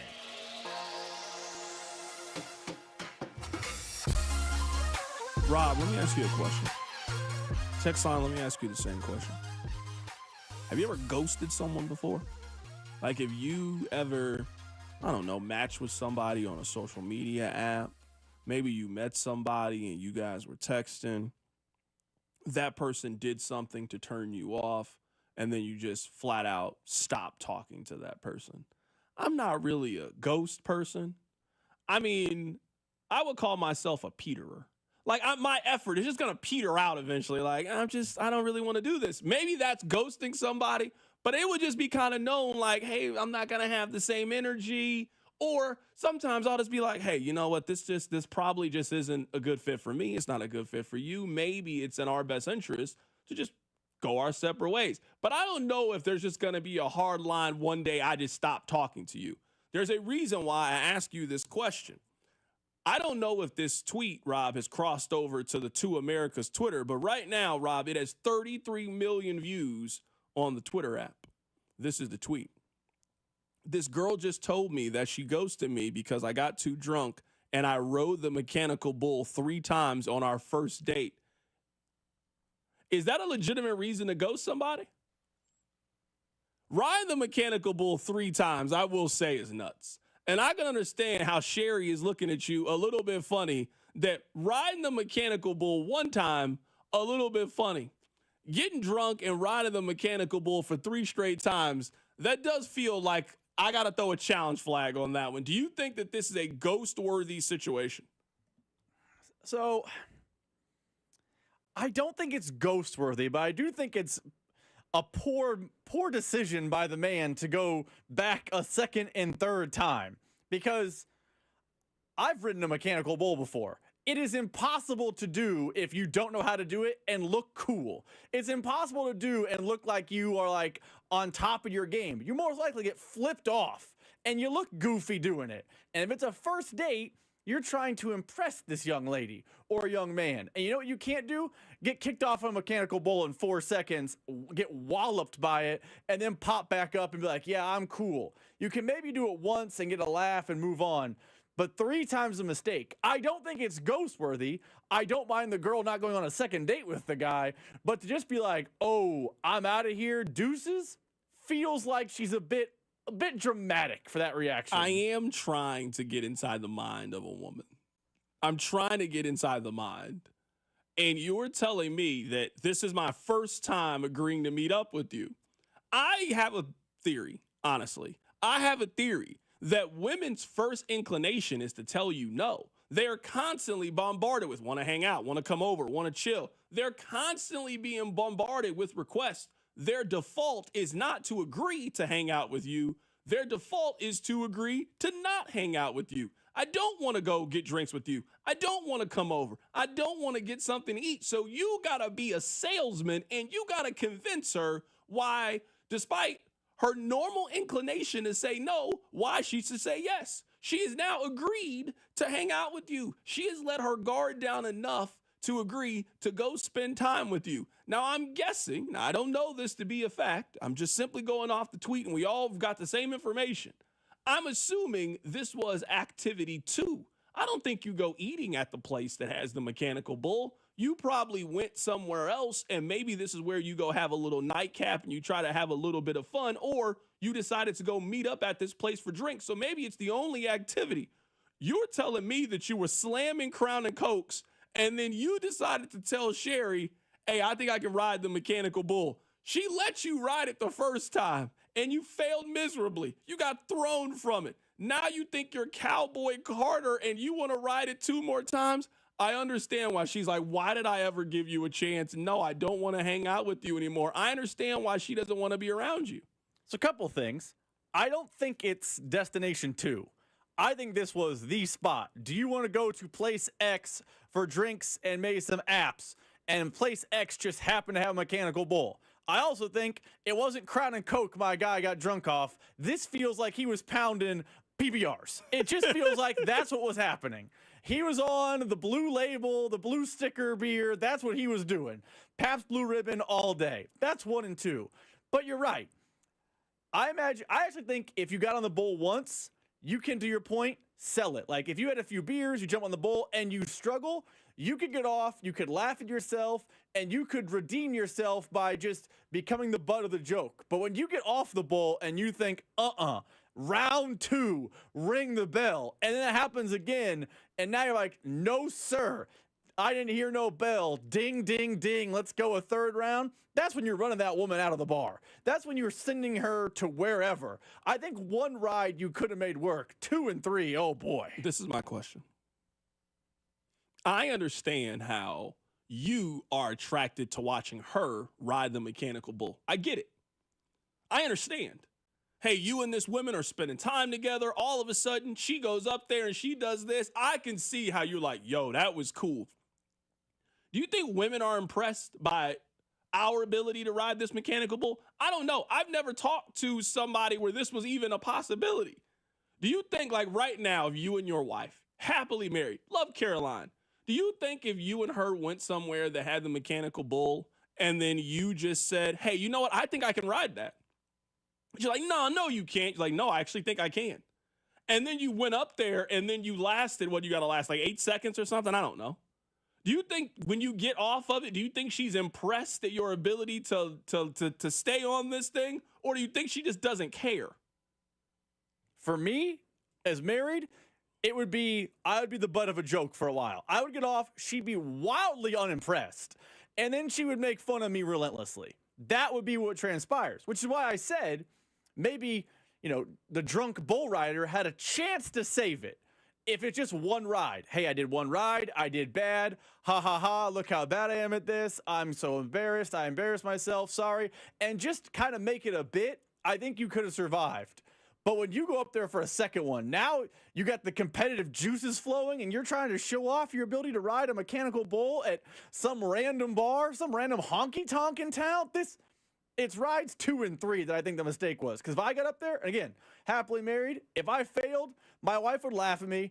I'd be the butt of a joke for the foreseeable future. But I'm not going back up for round 2. That's the mistake. I want to read this last question. C-Dot, does this say that he failed riding the bull, or was he so good that he was probably being cocky and showing it off doing 3 times?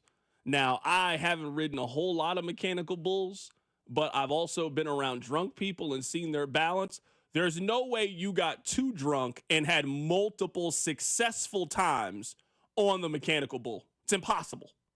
There's no chance that you got too drunk and then you were like, hey, I can balance really well on this moving structure. There's no chance. He failed miserably and then kept doing the mechanical bull. That's 100% how this thing went.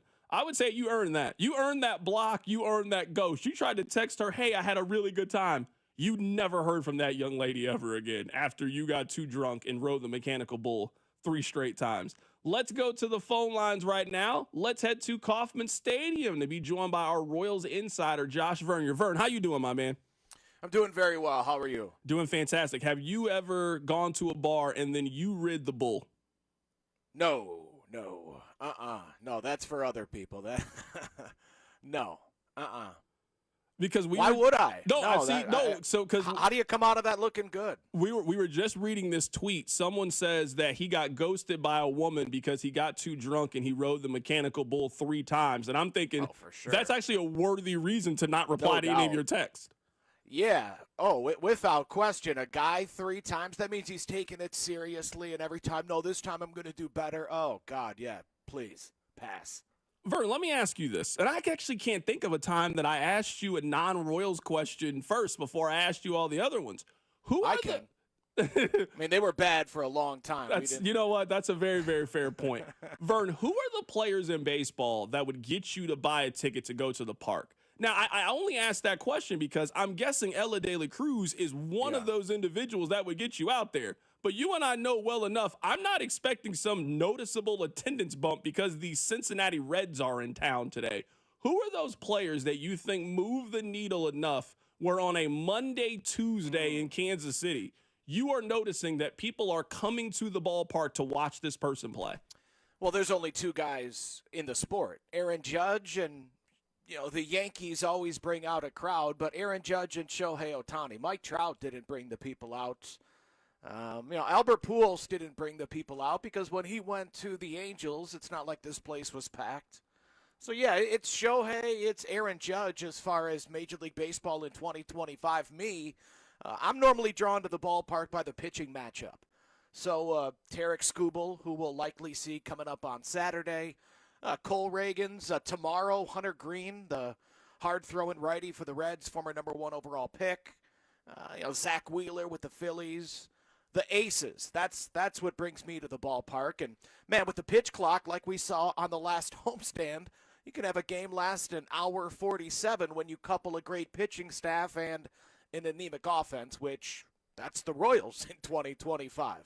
Why do you think this is? Is this a baseball marketing problem where baseball hasn't built up enough stars? Because you and I, if I asked you this same question about basketball, you could name 10 people that would get you to want to go buy a ticket to want to go watch them play. I could name WNBA players, and there's probably 2 or 3 players that you would say, oh, I want to go to the court because I want to see this person play. The fact that we think there's only 2 position players in all of baseball that would get Kansas City moved to go out there. Just 2 players, because pitchers ain't bringing anybody to the ballpark. No, it's only those 2. Unless Shohei's that pitcher, Shohei and Judge are the only people that are bringing the casual sports fan to Kauffman Stadium on a Monday night or on a Tuesday night. The issue to me is a Major League Baseball issue where, and this is part of the charm back in the day, I would say, is this was my team. I know everything about my team, but no, I'm not necessarily familiar with the National League. And who cares about the National League? They don't come here. I need to focus on my team and my farm system. Well, in 2025, I would guess a majority of the people listening can name the starting quarterback of 25 of the 32 teams. I can't imagine that the average listener right now could name more than 7 or 8 opening day starters of the 30 teams around Major League Baseball. It's just a very provincial sport. You watch your team and only your team. There isn't interest in really anything outside of your team. That's where baseball is. I don't see how it changes when you're playing 162. It's just so tough to keep up with every other team playing every single night for 6 straight months. It's understandable why it's a provincial sport, but if it's going to rise from the level of attention it receives today, I think you need to lop off like half the games. The only other player I would add to this conversation would be Paul Skeens. I think if, let's say tonight that Skeens was pitching, I actually think you would see a noticeable he would be somebody that would get you to want to go out there to watch him. I know I would go out there today if he was pitching. I don't know. I mean, if I have a nephew. I know when Skeens pitched in Detroit, he went to the game just hoping to see Paul Skeens' girlfriend. So I guess he went for Paul Skeens, but I think it had more to do with whoever he's dating. I don't know if Paul Skeens would bring people to Kauffman Stadium. I don't think so. I mean, the Pirates stink. Yeah, he's impressive, but I mean, if Tarek Skubal was pitching here tonight, I don't think we see 20,000. Right now, Tarek Skubal's the best pitcher on the planet. And that's you're right. Like Skeens, I think has reached a different level of relevancy just because of pop culture. Yeah, no, for sure. People would talk about it on Twitter, but they wouldn't show up. Right now, we're talking to Josh Vernier, our Royals insider. All right, let me ask you a question about the Royals that's not about the Royals. I'm looking at Jack Caglione, and it's funny because this timeline to me just moves up every single time that we talk. But this weekend was just undeniable. You had 5 home runs in your first week in AAA, and then I look and I see that the Texas Rangers basically had a prospect just like Jack Caglione that they got called up, and they're 26th in offense and you're 27th in offense. It just feels like this thing is moving a lot faster than we had anticipated. Yeah, and he's earned it, right? He's forcing the organization's hand. He's forcing everyone. He's forcing your hand to talk about him right at the start of your show. 5 home runs in a 6-game stretch is remarkable, regardless of where you're playing. Now, you do need to take into account that on average, during those games in Salt Lake City, there was more than 15 runs scored every single night, so the ball was flying. Still, that doesn't explain 459-foot blasts or 9 base hits and 5 bombs in a 6-day stretch. No, the kid has prodigious power. He's playing in the corner outfields, both left and right. He's doing that more than he's playing first base. Yeah, he's forcing their hand. He's forcing that timeline to move up. Now, in the Omaha uniform tonight, as he'll make his home debut. But, if he can do it again, he rattles off another 5 home run week, and you do it at a different ballpark, yeah, the conversation this time next week will be, where is he? Because right now it would seem, well, no, we can't get that far down the line. Again, a nice 1 week. Do it again, and then, like you're talking about, the conversation will once again completely change. Right now, if I set the timeline at June 15th, is that too early to start having that conversation? Pre-All-Star break? Is that too early to have the conversation? You and I both know how this works. If he has 2 or 3 more weeks like he just had in Omaha, right. They are not keeping him down there until mid-August. But that's also just such a remarkable week in maybe the perfect setting. So, man, I hope he does it again, because then, yes, it's undeniable that he should be up before the end of June. But he needs to do it again, right? Outstanding starts, a ball player that's never really faced failure as a professional. How's he going to handle that? I think he's going to handle it just fine. He seems to be a very mentally strong young man. And whenever he arrives, whether the offense is clicking or not, there's going to be an immense amount of attention and pressure on him, because he has the full force of Major League Baseball behind him, because not only that prodigious power, but he's also just a big, good-looking dude that is likely going to be, alongside Bobby Witt Jr., the face of this franchise for the next half decade. So when he makes his debut, sure, there's going to be attention in Kansas City, but the baseball world will be watching. So it's not one of those things anymore where you can kick the can down the road if the offensive production continues to demand your attention and demand a spot on the big league roster. Vern, when you look at Michael Massey, I'm guessing how much time do you think he has here? How much more time do you think Michael Massey? Because I'm looking at the Royals, and they've been pretty aggressive. We were complaining about Hunter Renfroe. They got him out of here. You were complaining about this player. They got him out of here. The next person to complain about is Michael Massey, and he has been as bad offensively as some of the other players that they have moved on from recently. Yeah. Listen, Jonathan India back in the DH spot tonight, so he's still dealing with some things. You take a significant step backward defensively if and when Michael Massey leaves the big league club. If John Rave has a nice week and Massey continues not to hit, that could be the reasoning to send Massey down. And there also would need to be someone banging the door down. Cam Devaney, of course, is the name that many people want to bring up. And there's just nothing you can say to defend the offensive output of Michael Massey. Do I believe that Cam Devaney has the upside of Massey? No, not at all. Do I think that Cam Devaney's the all-around player that Michael Massey is? No, but right now that Michael Massey is not performing offensively. So there are no bad ideas when you're historically the lowest scoring offense through 55 games in franchise history. There are no bad ideas outside of the caller yesterday that said Dairon Blanco should hit third. I got to hear the audio from that. I'm guessing you handled that with great measure. I'm guessing we that started you off handled by it well. talking about Memorial Day, so yeah, I wasn't going to cut him off. I just let him go. Oh, he used that to kind of get your guard down a little bit. I know. What I see. am I going to do? I Cut him see off? what He said happened he was a here. veteran too. Come on. Someone on the text line wants to know why Garcia doesn't lead off for this team. Again, there is no good reasoning, but the reasoning.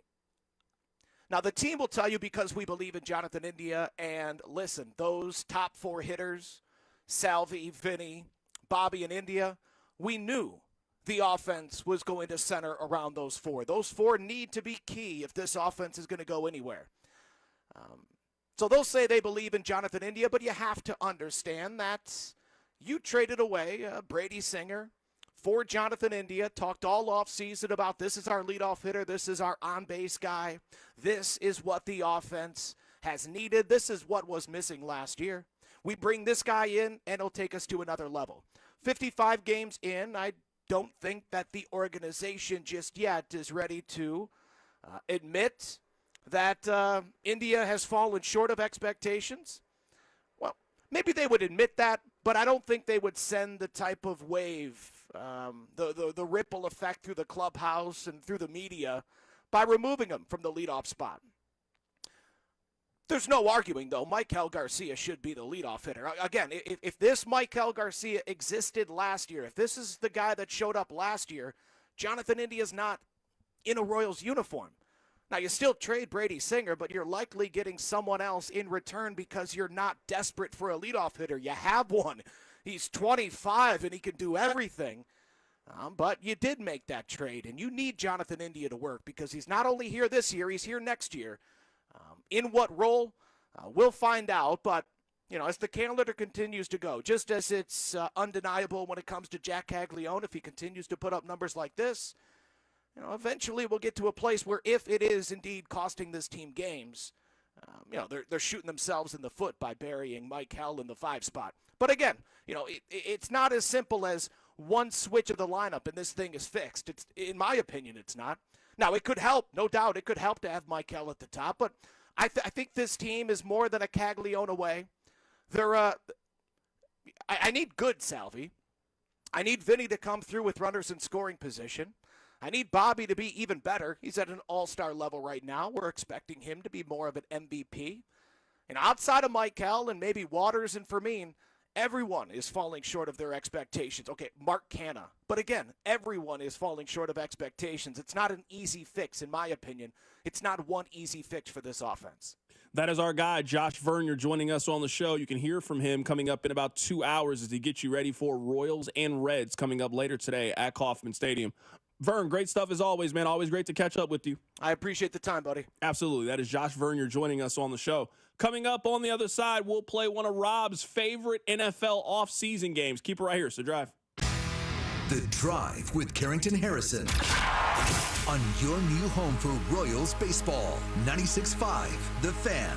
Brought to you by DM Injury Law. Have you or a loved one been in a car wreck? Contact DM Injury Law today and get the money you deserve. Car wreck? Remember, Mike's got this. Tiger, Dragon, do you have what it takes to win? Be fierce like the tiger, strong like the dragon. Only the brave will survive. Yeah, that's not how these games work. With Tiger and Dragon from the Kansas Lottery, you can win up to $125,000 or $100K in a second chance drawing. You are weak. Ouch. It's not a video game. It's better. Play Tiger and Dragon instant games from the Kansas Lottery. Let's play. Yeah, that works. See kslottery.com for details. Summer savings are here at Going Gone by Dick's Sporting Goods. Score up to 70% off styles from top brands like Nike, Adidas, Jordan, Kalia, and more. Discover new markdowns and arrivals every week. Hurry in and save big on summer styles at your Going Gone. Numerous brands to choose from, endless options, one incredible experience. At Aristocrat Motors, we treat every driver like royalty and offer the finest luxury vehicle experience in Kansas City. Come see us today and let us roll out the red carpet for you. Baseball season is in full swing, and that means the summer heat is coming. The guys at Climate Control have been serving KC homeowners for over 35 years and know how to get your cooling system ready to handle our scorching hot summer weather. Stay cool and comfortable this summer. Call Climate Control today at 816-265-2830 and schedule your AC system tune-up for just $59. Don't wait. Visit ClimateControlKC.com today. Climate Control Heating, Cooling, and Plumbing. Hey tennis fans, the stage is set for French Open action. Conquer the court with an odds boost token from BetMGM. No opt-in is required. Just log into your BetMGM account to receive your odds boost token. Then place a bet on any French Open matchup and activate your token. Just make sure to bet up to the maximum stake specified on the token. If your boosted bet hits, you'll score a bigger payout, no matter the showdown. BetMGM is your home for the French Open. Claim your French Open odds boost token and activate the token before placing your bet. Add more excitement to every serve and every rally. Join the action in Paris and go for the ace today. BetMGM and GameSense remind you to play responsibly. See BetMGM.com for terms. 21 plus only. Kansas only. Existing customer offer. Subject to eligibility requirements. Rewards are withdrawable cash. Please gamble responsibly. Gambling problem? Call 1-800-GAMBLER. In partnership with Kansas Crossing Casino and Hotel. Don't let clogged drains slow you down. Call Hamilton Plumbing, Heating, AC, and Rooter today for our $79 mainline drain cleaning special. The pros at Hamilton will inspect your drains with video camera technology to pinpoint exactly what is needed to clear those clogs and help prevent expensive drain repairs. The expert technicians at Hamilton are ready 7 days a week to solve your problem the right way, the first time. Over 40 years experience and more than 8,000 five-star reviews ensures your peace of mind. Visit callhamilton.com for details, terms, and conditions. License number 2025-11121. I'm Piera Palazzolo, VP of Digital Marketing for the American Management Association, a company focused on the management training skills needed to enhance the careers of business professionals. We did our research when it came to the best companies for website development and chose AmericanEagle.com. And we couldn't be happier. AmericanEagle.com worked closely with us to understand the front and back end requirements needed to launch an e-commerce website that could handle the complexities of running thousands of seminars nationwide. Our robust new website and improved SEO saw immediate increases in site traffic and web revenue. If you're in need of managerial effectiveness and success, visit our website at amanet.org. If you're in need of a website that provides an unparalleled consumer experience, I highly recommend AmericanEagle.com. Transform your business today. Dial 877-WebNow1 for a free digital consultation with AmericanEagle.com. Hey there, Royals fans. It's Royals Hall of Famer Mike Sweeney. Have you or your kids experienced a high school coach who wants to make our Kansas City community a better place to live, work, and play? The Royals and the See You in the Major Leagues Foundation, together with Blue Cross and Blue Shield of Kansas City, are shining a spotlight on 6 impactful coaches in the KC metro area. Nominate a high school coach today at royals.com/coaches with character. Here's traffic, brought to you by DM Injury Law. Have you or a loved one been in a car wreck? Contact DM Injury Law today and get the money you deserve. Car wreck? Remember, Mike's got this. 2-car crash southbound 71 just past Gregory Boulevard. Got the left lane closed and things looking a little sluggish out of the downtown area on eastbound 70. Also a 2-car crash closing the right lane of southbound 69 highway on the Metro South Side just past 119th Street. I'm Lori Pearson, 96.5 The Fan Traffic. You're listening to The Drive with Carrington Harrison on 96.5 The Fan and the Odyssey app.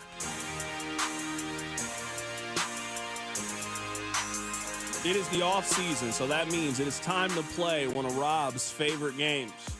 Will they pay that running back? Now, we know Rob's answer. Rob's answer should always be no, they shouldn't. But some teams pay their running back, and sometimes it works. I mean, the defending Super Bowl champion would not have won the Super Bowl if Rob had been the general manager. They would have just had some random hump playing running back, and they wouldn't have won the Super Bowl. So sometimes Rob can be wrong. 2 years ago, I saw a team go to the Super Bowl because they traded for a running back. So don't always listen to Rob when it comes to the position. Well, Rob, it is time to play your favorite offseason game. Will they pay that running back? James Cook was the only player to hold out from Bills OTAs. I think we all know why he wasn't there. He is in line for a new contract. He thinks he should be paid X. The Buffalo Bills thinks he should be paid Y. You know how this goes. I'm going to withhold my services until we reach a long-term agreement. Do you think the Bills are going to pay their running back this offseason? I think they are. I wouldn't. But let's define what pay is. Because James Cook's not getting Saquon Barkley's contract. He's not getting Derrick Henry's contract. Those two guys just got extensions this offseason from their team. He is not getting either of those deals. I think the Bills will extend him. I think they'll probably give him a 2 or 3 year extension so they keep him through. He's 28 years old, and they walk away. But you look at those mega extensions, the really stupid ones teams have doled out. I'm talking like Christian McCaffrey. I'm talking like Derrick Henry. I'm talking, Todd Gurley is the one that comes to mind as just the epitome of stupid. I don't think he's getting that deal. I think he might get something similar to what Austin Eckler got in last year's free agency. That would be, if you call that paid, I think the Bills will do that. But I think he's going to get way more than Austin Eckler. Austin Eckler got 2 years, $8.4 million. I think that James Cook is in line to get a lot more than that. If I'm James Cook and you're telling me that I just saw Ramondre Stevenson get paid 4 years, $36 million, I ain't taking Austin Eckler's deal. I think that James Cook is going to get paid this offseason. I know they're going to make it seem like they're not going to pay him, but trust me, if I'm looking at Hubbard that got paid for the Carolina Panthers, he signed a 4-year, $34 million deal. We saw Joe Mixon get paid by the Houston Texans. I think you are underplaying the leverage that James Cook has here, especially for a team that doesn't have a bevy of weapons surrounding their MVP quarterback. I know the Bills are pushing back hard on this, and I'm with you. I don't think he's getting paid what Saquon Barkley got paid. Saquon Barkley got a 2-year, $41 million extension. We just saw Derrick Henry get 2 for $30. I don't think he's going to get that. Could he get Aaron Jones 2 for $20 and get 10 years per? I think there's a good chance that James Cook is going to make a pretty substantial amount of money in this new contract he gets. I think if he got Aaron Jones' deal, I don't know why I call that paying a running back. 2 years at $20 million, while you're dedicating $20 million to a player. A 2-year extension for a player, I wouldn't say that's paying.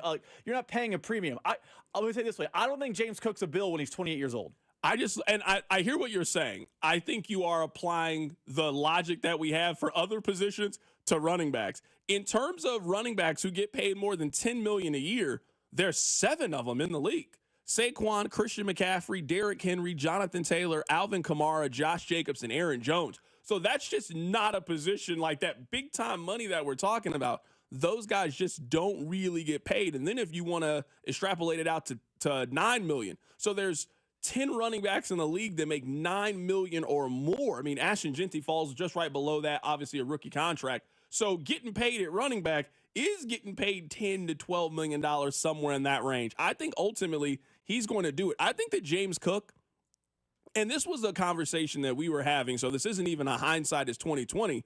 James Cook is the kind of player that I wanted the Chiefs to be looking for this year in the draft. I mean, this is a guy that a team spent a second-round pick on. He was the second-round pick. He was number 63 in the draft, and James Cook has been a very good player the last couple of years. He ran 4,000 yards in back-to-back seasons. Last year, 207 carries for over 1,000 yards. We're talking 4.9 yards per carry. James Cook had 16 touchdowns last year and can also catch the ball a little bit out of the backfield, had 250 yards and had a couple of touchdowns out of the backfield. I like James Cook. I think he's a pretty good player. I think the Bills ultimately end up caving him. I think he might be their best offensive player. Skill position. We're not counting Josh. Yes, okay, skill position-wise. Skill position. I mean, the Bills have, it's kind of Chiefs-like. The Bills don't really invest in weapons. Like, right now, Shakir is their top wideout. Who's their number 2 wideout? I know it's May, so we don't have NFL front of mind, but I think the average NFL fan wouldn't really know the Bills' number 2 wideout. I guess if you could, finesse and the numbers, it's Dalton Kincaid. I guess since he's a tight end, but they have not invested in weaponry for Josh Allen at all. They've invested in keeping him upright. That's where their money is at. And I don't know that they're going to pay a massive deal to James Cook. I think James Cook does get a 2-year extension, and then he hits the open market at 28 years old, kind of like what happened to Josh Jacobs, and that deal is somewhere else. I think the Bills may break a little, but I don't think they're going to break big. It pains me that I might be joining you guys in an argument coming up in just a little bit. I think you guys might be right about something. I think I've potentially always known that you guys were right about this, and I tried to fight it, and I tried to deny it, and I tried to avoid it, but I don't know if we can avoid it for too much longer. I'll explain what I mean coming up at the top of the hour. Keep it locked in right here. It's The Drive. The Drive with Carrington Harrison on your new home for K-State Athletics, 96.5. The Fan, brought to you by DM Injury Law. Have you or a loved one been in a car wreck? Contact DM Injury Law today and get the money you deserve. Car wreck? Remember, Mike's got this. Here's traffic, brought to you by DM Injury Law. Have you or a loved one been in a car wreck? Contact DM Injury Law today and get the money you deserve. Car wreck? Remember, Mike's got this. Two-car crash southbound 71 just past Gregory Boulevard. Got the left lane closed and things looking a little sluggish out of the downtown area on eastbound 70. Also a two-car crash closing the right lane of southbound 69 highway on the Metro South Side just past 119th Street. I'm Lori Pearson, 96.5 The Fan Traffic. Prescriptions require an online consultation with a healthcare provider who will determine if appropriate. Restrictions apply. See website for details and important safety information. Price varies based on product and subscription plan. Hey guys, let's talk ED because millions of men experience it, but not everyone can access or afford treatments like Viagra. Well, Hims can help. Through Hims.com, you can get a full range of treatment options for ED, including daily or as-needed meds through a 100% online process. It all starts with an online intake form. Get started at hims.com/joy, and from there, a medical provider licensed in your state will determine if ED treatment is right for you. If prescribed, your medication is shipped to you for free. Find the ED treatment that fits your needs with options up to 95% less than the brand names. Millions of men experience ED, but Hims can help. To start your free online visit and save up to 95%, go to hims.com/joy. That's hims.com/joy for your free online visit. HIMS.com/JOY. Breaking Benjamin and Stained. Awaken the Fallen Tour. This Sunday night at T-Mobile Center with special guests Wage War and Lakeview. Tickets on sale now at LiveNation.com. Breaking Benjamin and Stained together live. Shinedown. Dance Kid Dance Tour. Live in Kansas City. T-Mobile Center, July 29th. With special guests Bush and Morgan Wade. Get tickets now at LiveNation.com.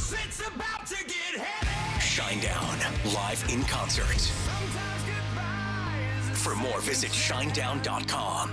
Need to sell your house in Kansas City but not sure what the best option is? Selling a home, especially when dealing with foreclosure, divorce, job relocation, or an inherited property, can feel overwhelming. That's why I don't just make offers. I help homeowners understand all their options so they can make the right choice with no pressure and no obligation. I'm Rex, a local homebuyer and resident right here in Kansas City. Whether you're looking for a fast cash sale or just want to explore your choices, I'll walk you through the pros and cons of selling to me or listing with an agent. If selling directly is your best move, I'll offer you a fair cash price and a closing timeline that fits your needs in as little as 7 days or on your schedule. No repairs, no commissions, no hidden fees. Just a transparent, hassle-free process so you know exactly what to expect. Let's talk. Call 816-330-6000 or visit rexbuyskc.com for a free, no-pressure consultation. Rex Buys KC, helping homeowners make informed decisions with confidence. Downy Rinse and Refresh. Break up with stinky clothes. Rinse it out. Every now and then I get a little bit tired of the stinks that just will never come out. Oh,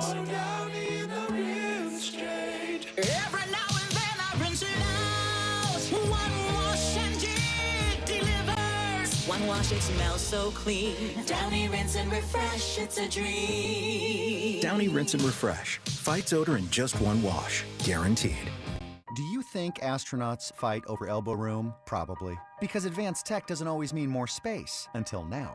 Introducing the Hyundai Ioniq 9, a 3-row electric SUV with over 300 miles of range, ultra-fast charging capability, and lots of space. The all-new Hyundai Ioniq 9. Space in an EV.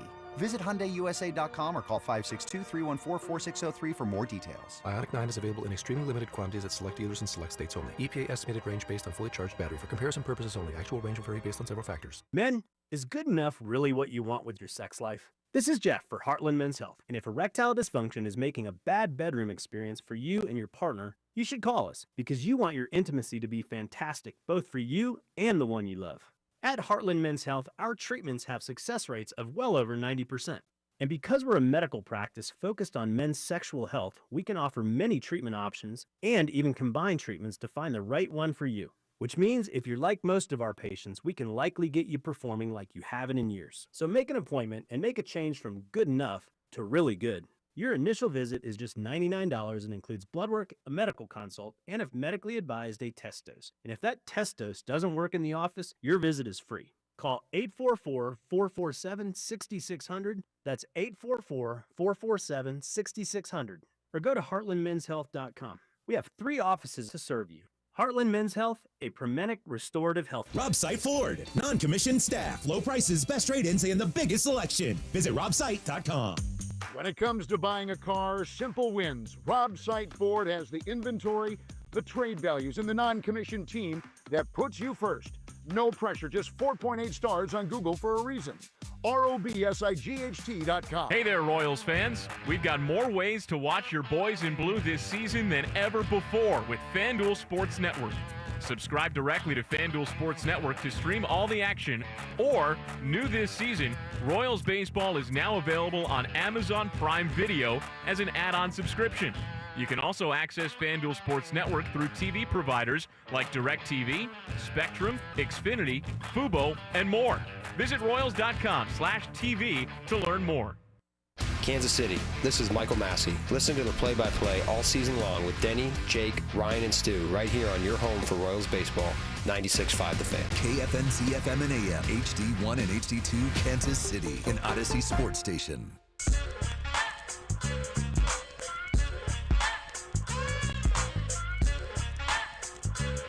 All right. I'm starting to think that maybe, just maybe, you guys were right about something. Now, I don't want to admit this. It actually pains me to admit this. But you guys know that I'm going to always try to be honest and give you my real opinion on these things. I think the SEC in college football has become incredibly annoying. And I think that they have turned into massive complainers about the rules every time the rules don't suit them. So right now, they are trying to figure out a way on how to do the 14-team playoff. They had a 12-team playoff. They are only going to have that for one more year. The SEC's mad that they didn't get all the teams that they wanted in. I mean, they really think that Alabama should have been in the college football playoff despite not earning it on the field. So now, instead of telling Alabama to get better, we now have to make sure that the rules are fair so we can make sure that every team that's on the bubble can make it to the college football playoff. So there is a proposed model that the SEC wants. They want a 4-4-3-3-1 format. What does that mean? They want it guaranteed that the Big Ten and the SEC would guarantee at least get 4 teams into the college football playoff. They then want the Big 12 and the ACC to get a smaller piece of the pie. And then, you know what? I mean, here, Boise State here. We'll give you one. I mean, we've already taken up all the other games here. We'll give you one. We want you guys to feel like you're a part of this whole thing. Obviously, the Big 12 and the ACC don't want to sign up to a model that guarantees they'll never get as many teams in as the Big Ten and the SEC. So they're going back and forth, and they're trying to fight it. Here is Greg Sankey, quote, "I don't lecture others about good of the game, coordinated press releases about what's good for the game. I'm looking for ideas to move us forward." You know what would help college football? And I say this as a sport that I love. In some ways, college football is actually my favorite sport to watch and follow. The problem will always be simple. Two leagues want to be treated differently and better than everybody else. And that's not how sports work. We don't treat the AFC West different than the AFC East because the Chiefs are in one of the division. We don't treat the NFC East special because the Cowboys are in their division, and we treat the AFC South differently. No, we are on the same level playing field. You get one guaranteed team in the postseason, and then everybody else, you got to earn your own keep out here. That's not the way the SEC and that's not the way the Big Ten see it. So, yes, we want to play our non-conference games in late November. We think that we should get more teams in the playoff than you should. We think that we should win every hypothetical argument when it comes to why we should be in the postseason, because if you asked Vegas, our team would win. But these games aren't played on paper. Greg Sankey was arguing that if they did this format that his own chancellors are arguing for, he was arguing that it would actually hurt SEC teams. You're telling me it would hurt SEC teams if you guaranteed get 4 of the 16 spots? How many spots do you want? We just want everybody from the SEC to make the college football playoff? That's not how this works. This is why the rest of the sport hates you and roots against you in these moments. Because you guys, instead of trying to be better than Ohio State, instead of trying to be better than Clemson or better than Notre Dame, you simply try to rig the rules in your favor. And that's not how sports are supposed to be. Have they always been like this? They couldn't have been like this in the early 2000s, in the mid 2000s. They were dominating the sport. The SEC hasn't always been this annoying, have they? Because right now, when they're trying to figure out the rules, and right now they're trying to figure out, all right, hey, how are we going to do this thing? There appears to be one conference that is making it more difficult for everybody else. It's the SEC. We don't get any stories that the Big 12 is making this difficult or the ACC is making this difficult. No, not even the Big 10. We're not even hearing that argument about them. There's one conference that has to continuously make trouble. Just so we can argue if Ole Miss should get into the playoff? Well, you should have told Ole Miss to schedule better in the non-con, and they had enough chances in their regular season schedule. They missed the playoffs. I'm sorry. The SEC, they're starting to get on my nerves. To answer your question, they've always been this annoying. They have. The difference is they've been annoying, but they've always been able to back it up. Our league's the best because we just keep winning championships. Our league's the best because we keep dominating the bowl game. Our league's the best because when we do make the playoff, we make the most noise. That was, as a non-SEC fan, what was annoying about the SEC was they carried themselves with this arrogance, but they were able to back it up. But now they 1,000% are unable to back it up. Why don't you play 9 league games? Well, we got to have that week 14 matchup against the Citadel. Why? Put a conference game there. You know, if we played hypothetical games based on Vegas spreads, our teams would be undefeated. Okay, let's put your teams in the playoff and see what they actually do.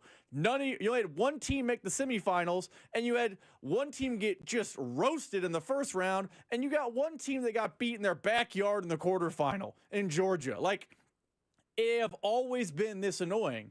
But now, because of their success from like 09 to 17, they were always able to back up their talk. But now it's just talk and there's nothing backing it up. I don't want to hear about how, if South Carolina had gotten the ball to bounce one different direction, they'd be in the playoff. And that's the only how it works in the SEC. That's how it works in most leagues nowadays because we have like 17-team power leagues. Just stop, SEC. Listen to this. There's 2 quotes that blow my mind from the SEC. I mean, they're simply telling you that they're going to try to manipulate this thing to make sure that they can get as many teams in the postseason as possible. This is from the Texas A&M athletic director. You just mentioned conference games. The SEC came out and said that them adding another conference game is dependent on how many guaranteed spots they're going to get in the postseason because they see it. Hey, well, if we have Alabama play on the road against Florida or on the road against South Carolina, when we could just have Alabama play Citadel, We think that actually helps us in trying to get as many teams in the postseason. Wait, you're telling me the same league that says it just means more is now ducking the smoke from each other? So you added all of these teams into the conference, but you're afraid to play the teams in your conference? It's weak sauce. Then listen to this. This is the most mind-blowing quote from somebody who is in administration in college athletics. This is the Florida athletic director. Their team just won the basketball championship. Quote, this is the Florida AD. We don't feel a committee is ideal in choosing a postseason. I question whether it's appropriate for college football. Wait. You're telling me an athletic director doesn't think a committee is ideal for choosing a postseason? How do we determine what teams make the NCAA tournament? A committee selects that, right? How do we choose what teams make the college baseball tournament? It's a committee, right? Like, people vote on who we think should make these things. Now we're anti-committee in college athletics? Well, then how do you guys think we should determine what teams make it in college football? Again, this isn't the NFL. In the NFL, we don't need a committee to determine what teams make the playoffs because everybody plays an equal schedule in the NFL. Everybody. If you guys want to get together and determine an equal schedule for every team in college football and make it more like the NFL with regulated rules and a salary cap, and you want to handle it like that, sure, that's great. But you guys have never shown a desire to give up some of the power that you have as entities. You guys don't move on one accord. I'm a big believer that COVID showed us the effectiveness and efficiency of some of your favorite places. Think back during that time, now 5 years ago. Think of how some of your favorite restaurants handled COVID. I mean, some of them had the takeout business. It was incredible. I remember going to Jack Stack, the one out in Lee Summit. It's not that far from where my mom lives. And just the way that they had the line set up, oh my goodness. It was A+ customer service. Hey, we're going to take your order, bring it around here, boom, boom, boom. We're going to whip it up. Hey, we appreciate you supporting local. Some of you tried to support your favorite local business during COVID, and then you finally realized how disorganized they were. This is when I realized in college football that none of the entities talk to each other. Well, this league's going to start then. This league decided, hey, well, there was no uniformity to it. The NFL moves in one accord. The NBA, baseball, they all move in one accord because they have a union, because the players represent themselves and the owners represent them. There's two sides having a conversation. Not in college football. There are the Big Ten and the SEC that do a lot of the talking. The Big 12 and the ACC do a lot of the listening and then suggest ideas that the two other conferences don't listen to. Boise State has absolutely no power. The NCAA is sitting there twiddling their thumbs trying to figure out where they fit in all of this. And they're not trying to make too much noise because they really don't need to be part of this process. We don't need you anymore. It's all messed up. You guys wanted a college football playoff, and we are seeing what the cost of that is going to be. I mean, eventually we'll get to the football part of it, and it'll be great. I mean, Saturdays in the fall, there's nothing like it. A day is sitting there on the couch, and I'm telling you, from sun up to sundown, we got great college football action. But the nonsense behind the scenes, the bickering, the arguing, the lack of uniformity, it's so silly. And the biggest culprit in all of it, it's the SEC. You guys come off as whiners. You know somebody who just can't get their way and just they make it hell for everybody else. But when they were winning, they were the funnest person to be around. Now they're not winning. No one's afraid of the SEC anymore. No one's afraid of Alabama anymore. Sure, we'll schedule you. No one's afraid of LSU or Florida. No one's afraid of these teams. And now that aura of mystique has gone away from the SEC, we're starting to see them for what they are, an entitled group of powders. Coming up on the other side, we'll get back to baseball. Keep it right here. It's The Drive. The Drive with Carrington Harrison. This man was a bona fide scrub. On 96.5 The Fan. Brought to you by DM Injury Law. Have you or a loved one been in a car wreck? Contact DM Injury Law today and get the money you deserve. Car wreck? Remember, Mike's got this. At Casey's, we're too nice to say no. So when someone asked for a free frozen drink, we said sure. Then they said every Friday all summer. And well, now we're giving away free medium frozen drinks every Friday. Free frozen Fridays with Casey's Rewards. It's not crazy, it's Casey's. See store for details. Hi, Mia here at the winnings desk of the Missouri Lottery. With 56 million winning tickets last year, anyone can win big. So set your destination to winning, like gas stations, grocery stores, or anywhere you can buy a ticket. The Missouri Lottery. Winners welcome and play responsibly. The DQ Sauced and Tossed Chicken Strip Baskets have more flavor than your taste buds know what to do with. We start with all white meat, breaded, seasoned, and fried to crunchy perfection. Next, we double down and toss them in honey barbecue or new buffalo sauce. Serve them up with DQ fries, Texas toast, and house-made Hidden Valley Ranch, and you've got flavor on flavor on flavor. Get the Sauced and Tossed Chicken Strip Basket in honey barbecue or new buffalo right now at DQ. Happy tastes good. Participation may vary. Bank of America is the nation's leading business lender, and we're ready to help with your next goal here in Kansas City. That's why we have over 3,700 local business specialists across the country. Because with the right team, your business and community prosper. What would you like the power to do? Learn more at bankofamerica.com/local business. Bank of America, official bank of FIFA Club World Cup 2025.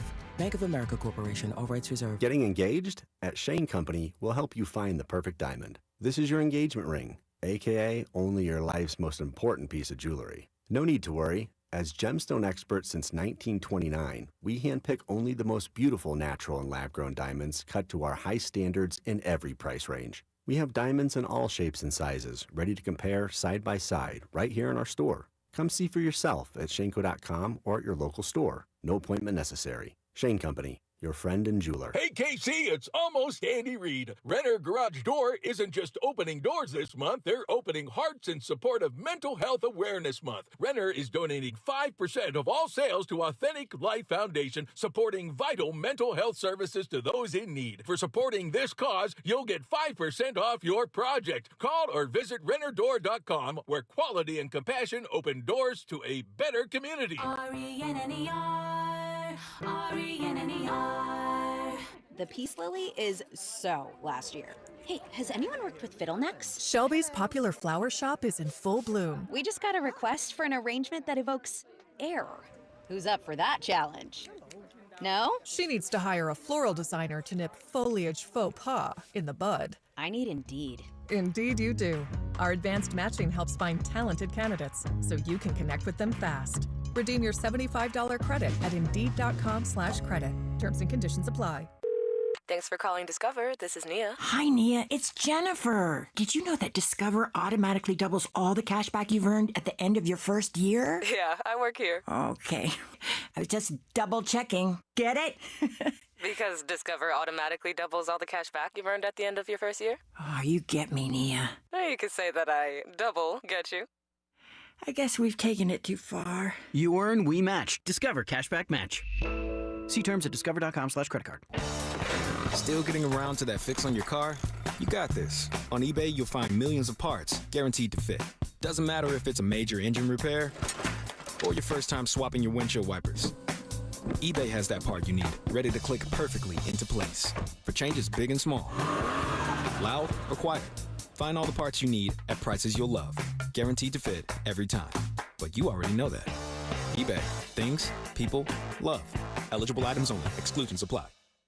In a world parched for excitement, one drink will emerge. Twisted Tea, the refreshing thrill ride of flavor. Recreating its classic role as the hard iced tea that goes down smooth. Twisted Tea doesn't just taste like real iced tea, it's made with real brewed tea and a 5% kick of alcohol. Taste the adventure. with Twisted Tea Hard Iced Tea. Keep it twisted. Twisted Tea Brewing Company, Cincinnati, Ohio. Please drink responsibly. Tonight, expect a light rain with mostly cloudy skies and a low of 54. Weather brought to you by Staples. Have you heard? The Staples Easy button is back with even more easy. Press it for custom prints, shipping services, even passport photos. Staples. That was easy. This report is brought to you by O'Reilly Auto Parts, your professional parts people. It's Clean Car Month. Right now, get the Pro X1 Car Care Collection Wash Kit for just $19.99, exclusively at O'Reilly Auto Parts. O'Reilly Auto Parts. Here's traffic, brought to you by DM Injury Law. Have you or a loved one been in a car wreck? Contact DM Injury Law today and get the money you deserve. Car wreck? Remember, Mike's got this.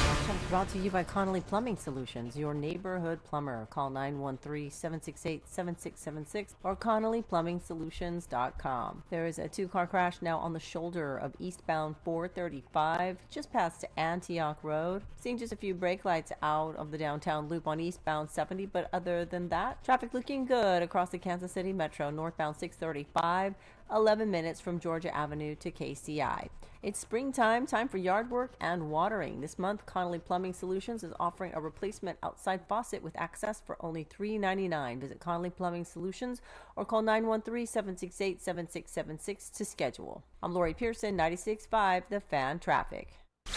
You're listening to 96.5 The Fan from the Mission Plumbing, Heating, and Cooling Studios. This is 96.5 The Fan, your home for Chiefs football. All right, let me ask you guys this question. 913-586-7965. Now, I don't have the answer to this, and I'm genuinely curious. Who are the players that move you enough to go buy a ticket to go out to Kauffman Stadium? Now, I assure you, this is not a attendance conversation. I honestly don't care what the attendance is today. I understand why you wouldn't go out there today. Look at it outside. It's a little windy. It's not the warmest. And I think we know that it's going to be packed this weekend. It is a big, slick weekend. I think they are going to sell out on Friday with the Tigers coming into town. Mahomes is going to do the softball game. Kelsey's going to do the softball game. You got real A-list celebrities that are coming into town. What Saturday is the Mike Moustakas retirement. So if you're not going after a long holiday weekend to Royals and Reds on a Tuesday, I assure you, I'm not getting on you about that. I only asked the question because you would assume that the Reds have one of those players on their team in Ellie De La Cruz, one of the most exciting young superstars in the game. But I don't think tomorrow, Rob, when we see the attendance, I don't think that we are going to see, oh man, people really went out there because they wanted to see him play. I mean, we're talking about one of the exciting young players. You would think that he is one of the guys that would move the needle, that would get you to go out there. A guy who last season hit 25 home runs, had 75 RBIs. He stole 67 bases last year, had 36 doubles. I mean, we're talking about a guy that should get you to go buy a ticket to go see him play. I don't really think that's going to be the result of what happens today. We asked Vern this question earlier. Vern said there's only two players in baseball he thinks moves the needle that drives fans to go to the park. He thinks it's Shohei Ohtani. I don't think that's arguable, whether it's him just playing in the field, whether it's him pitching. I think he is a player that clearly would get people to go out to the ballpark. I also think that Aaron Judge is one of those players too. Now, how much of it is the team that they play for?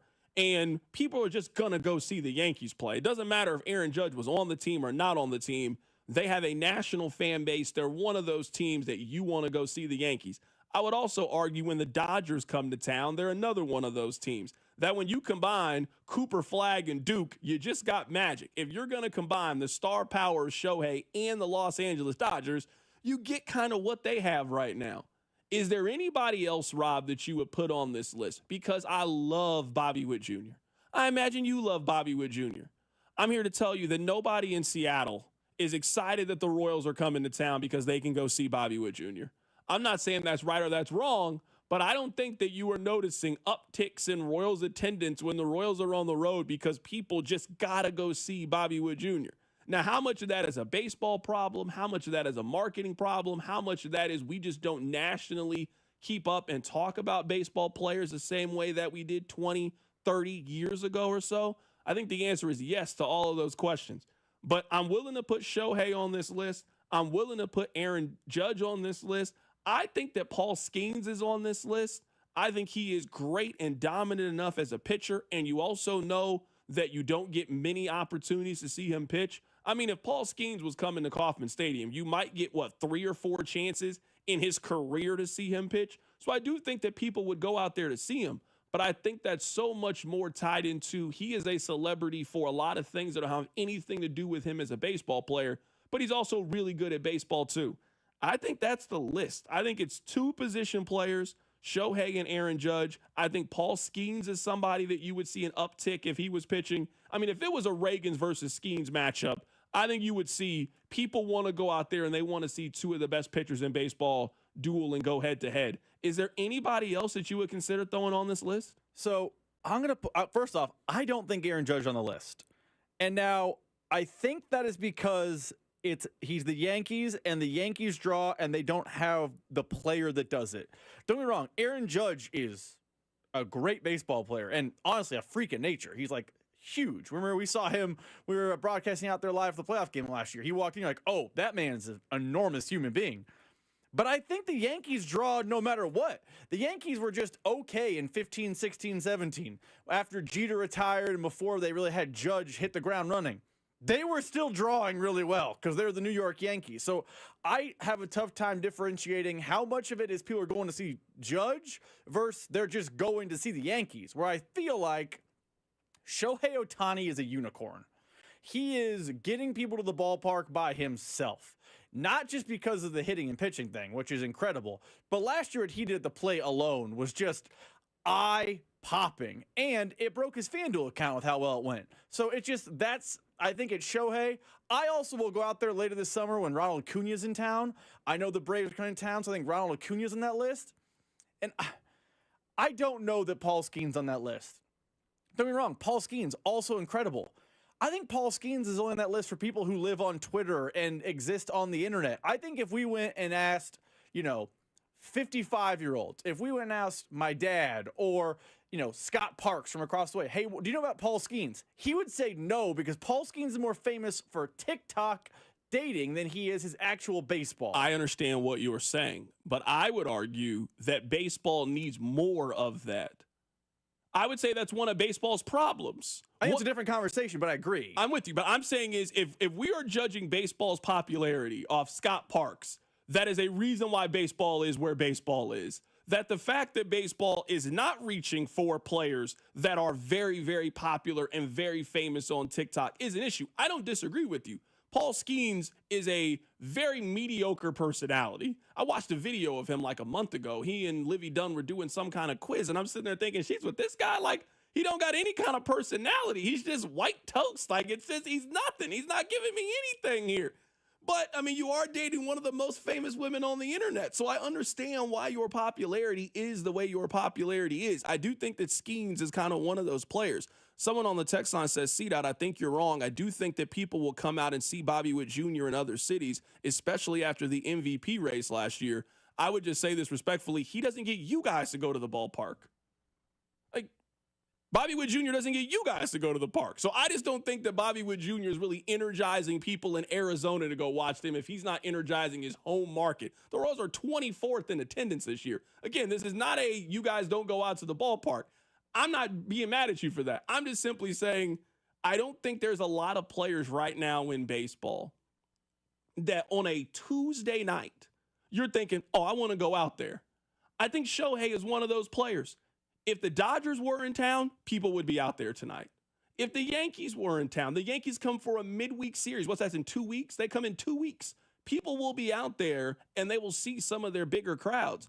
You would just think, especially with how many great young players there are in baseball, that they would have cultivated more of these things. Now, maybe this is the age-old argument we have about baseball and the way that they market players, because this is not a problem they have in the NBA. The The NBA has other problems, but there are 15, 20 players that you would throw out there. Hey, I wouldn't mind buying a ticket to go see this guy play. I think you could argue that the WNBA is starting to build those kind of players that you would want to go out and see them play. The fact that there are 30 Major League Baseball teams, and Rob, we are thinking that there's 2 players in the entire sport that move the needle enough to get the average fan to go out to watch on a Wednesday. That is a problem that the sport needs to desperately fix when it comes to midweek attendance. So I agree with you, and maybe this is just me waxing poetically about the back in my day. But I feel like when me and you were kids watching baseball, they did a great job of marketing their stars. Ken Griffey Jr. was a really big deal when we were kids. I wasn't watching Mariner games in Kansas City, but Ken Griffey Jr. was a huge deal.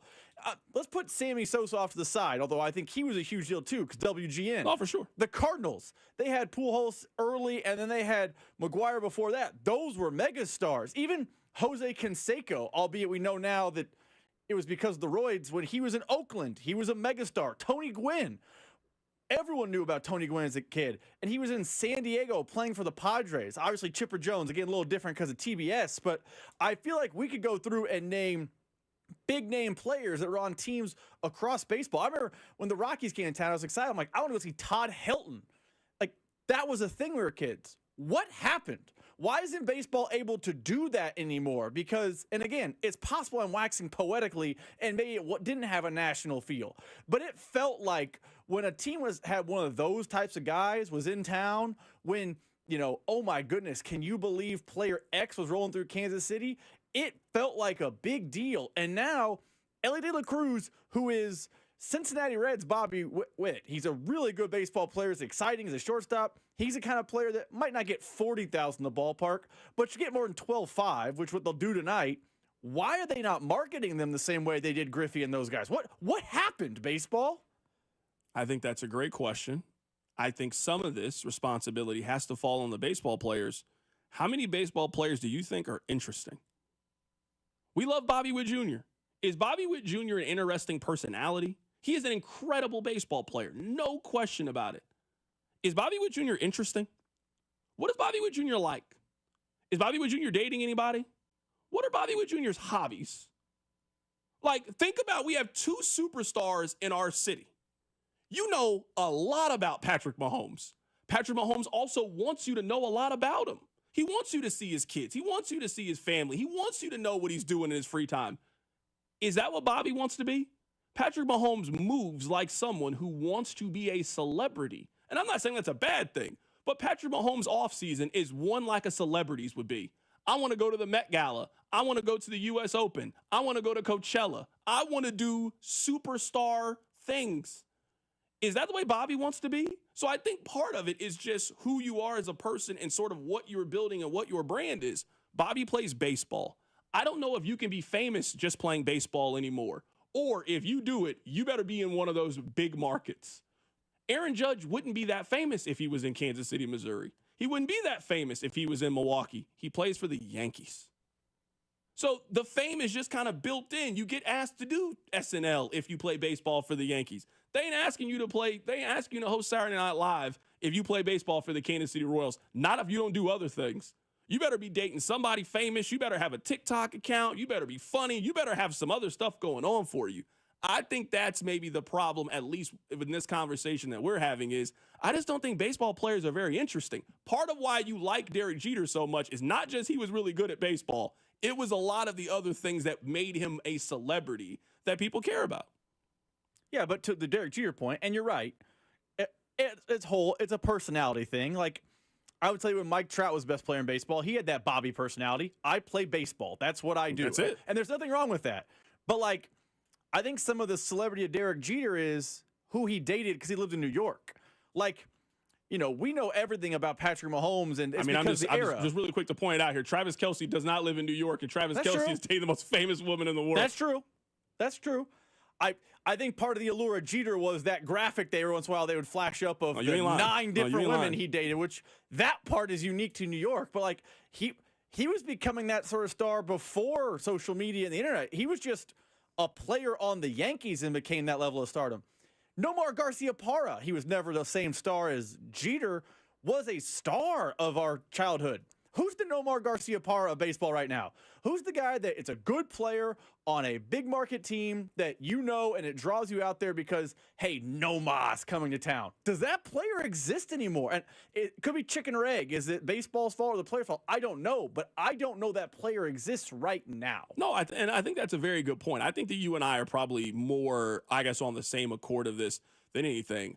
I just think we have seen what it means to be a celebrity has changed in 2025 than in 2005. Like, Nomar Garciaparra just didn't do other things too. Like, he just played baseball. But you dated Mia Hamm during that time, who was a very, very popular person. I think our interest in celebrities was just very, very different then. And again, unless you are in a big market, if all you do is play baseball, I just don't know if you can be famous like that. And if you're not famous like that, I just don't know if you have the pull that draws people to go out there. I think one thing that you and I are sort of blind to just because our business are, and we kind of joke like, oh, this person doesn't know ball. I think the number of casual fans versus the number of hardcore fans, especially in a sport like baseball, is drastically different than the other sports. Drastically different than in the other sports, where Paul Skeens is really famous because there are a lot of people that casually watch baseball. I keep up with my team, but I'm also on Instagram. I also like watching movies. Oh, wait, I know this person. She's dating this other person. Oh, I want to go see that person play. I think that's a big reason why. I don't know if Bobby really reaches casual baseball fans. I think he reaches people in Kansas City and people that play fantasy baseball and people that love the sport. I think that is a smaller and smaller number in 2025 than it was in 2005. I would agree 100%. And I know that TikTok Paul Skeens is a unicorn because not everyone's going to go to college with one of the most famous TikTok women on the planet and then they just start dating and it becomes a power couple. And despite the fact that Paul Skeens has the personality, Paul Skeens has less personality than Bobby Witt. And you were saying earlier, Bobby Witt's just I play baseball.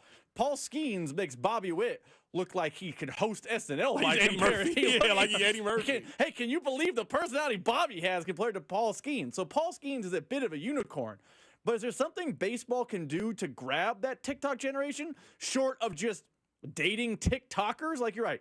Nomar was dating Mia Hamm, but like there were players who weren't dating famous people who were famous of our youth. How can baseball get the, we were, 9, 10 years old. How do you get the 9, 10-year-old to care about Ellie De La Cruz? Because part of the allure of baseball is it's in the summer. So if you're a kid and you can get a kid into baseball, they don't have school the next day. They can go to a game. And if your kid's like, Dad, I want to go watch Ellie De La Cruz, you can go to the Coffin tonight for $9 and go watch Ellie De La Cruz. How do they get that TikTok 9-year-old generation to care about that player other than have him date one of the most famous women on earth? We'll move on from this. Someone said I'd ask Bryce Harper, when was the last time a baseball player had a soundbite? You remember like the clown question, bro? Remember that when Bryce Harper said that? I think he was like 20 and somebody asked him what his favorite beer was. And he was like, well, I'm not 21 yet. And remember that whole thing? Clown question. When's the last time a baseball player had a soundbite?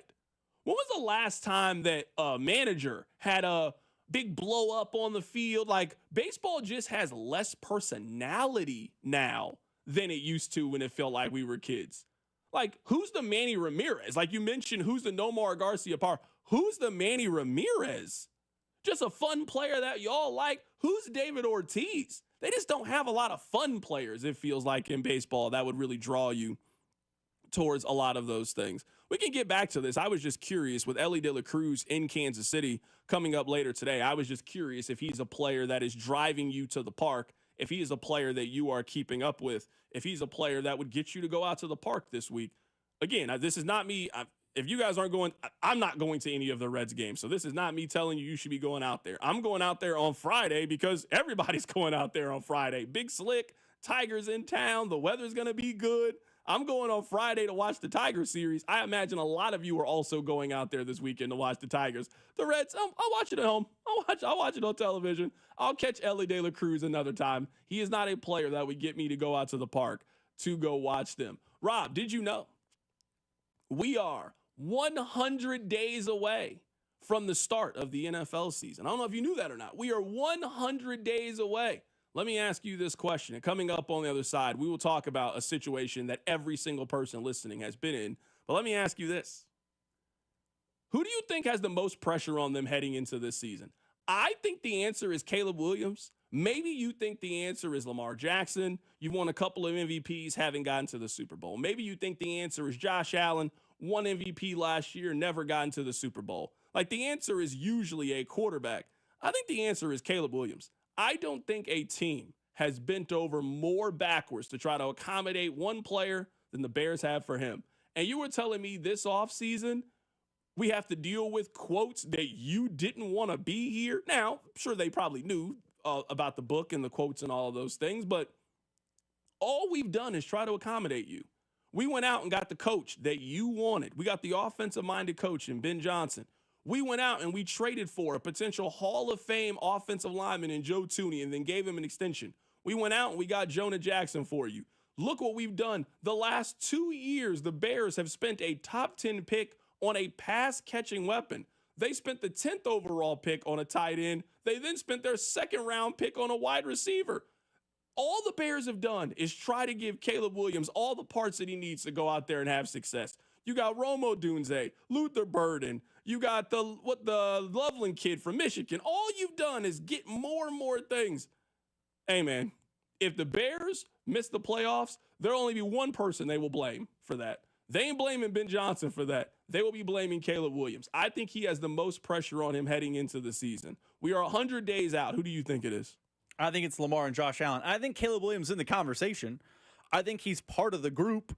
But I think the answer is always going to be Lamar and Josh Allen, because despite the fact the Chiefs won the Super Bowl 2 years ago and went back last year, it felt like the Chiefs started to look vulnerable.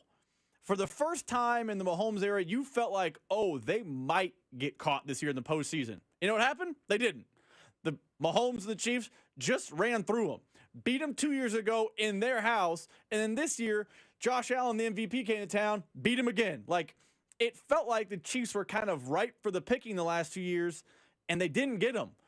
We saw how the Patriots dynasty went. I think it's going to happen in Kansas City. There are different iterations. There's phase 1, phase 2, phase 3. The first Patriot dynasty and the second Patriot dynasty were not the same group of guys. It feels like you're kind of coming out of that first wave of the Chiefs dynasty. And that's where you should have been vulnerable. And no one got Mahomes with the Chiefs. And now you're entering that second wave with Rashee Rice, Xavier Worthy, a different crew. If they don't get Mahomes soon, are they ever going to get him? And that monkey on their back gets bigger and bigger and bigger. I think it's going to be those two until one of them breaks through. Are they just going to be the answer for the foreseeable future? Yes. So I remember at one until point one of them breaks through. That answer used to be Dak Prescott. It wasn't that long ago that Dak Prescott was the answer to that question.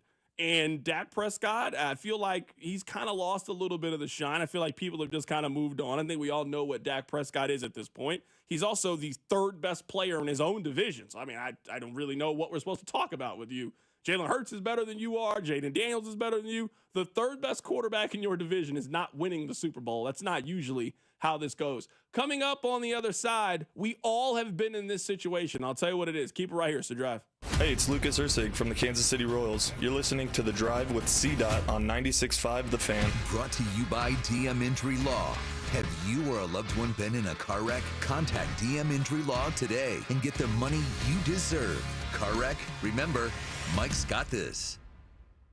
It's First Inning Friday on FanDuel, where every week FanDuel is hooking up all customers with a special offer you can use on early game baseball action. Put your baseball knowledge to the test from the very first swing with no runs or yes runs in the first inning. Will anyone score in the game's first frame? Check each team's season stats right there on the FanDuel app, and you make the call. Every First Inning Friday, you can expect a special reward, like a profit boost token, no sweat bet, or more. So just make sure that you come back every week to take your swing. Just visit FanDuel.com/KFNZ, FanDuel.com, KFNZ, America's #1 sportsbook app, and make every moment more. FanDuel is an official partner of 96.5 The Fan. 21 and present in Kansas. First online real money wager only. $5 first deposit required. Bonus issued. Non-withdrawable bonus bet. Retire 7 days in receipt. Returns supply.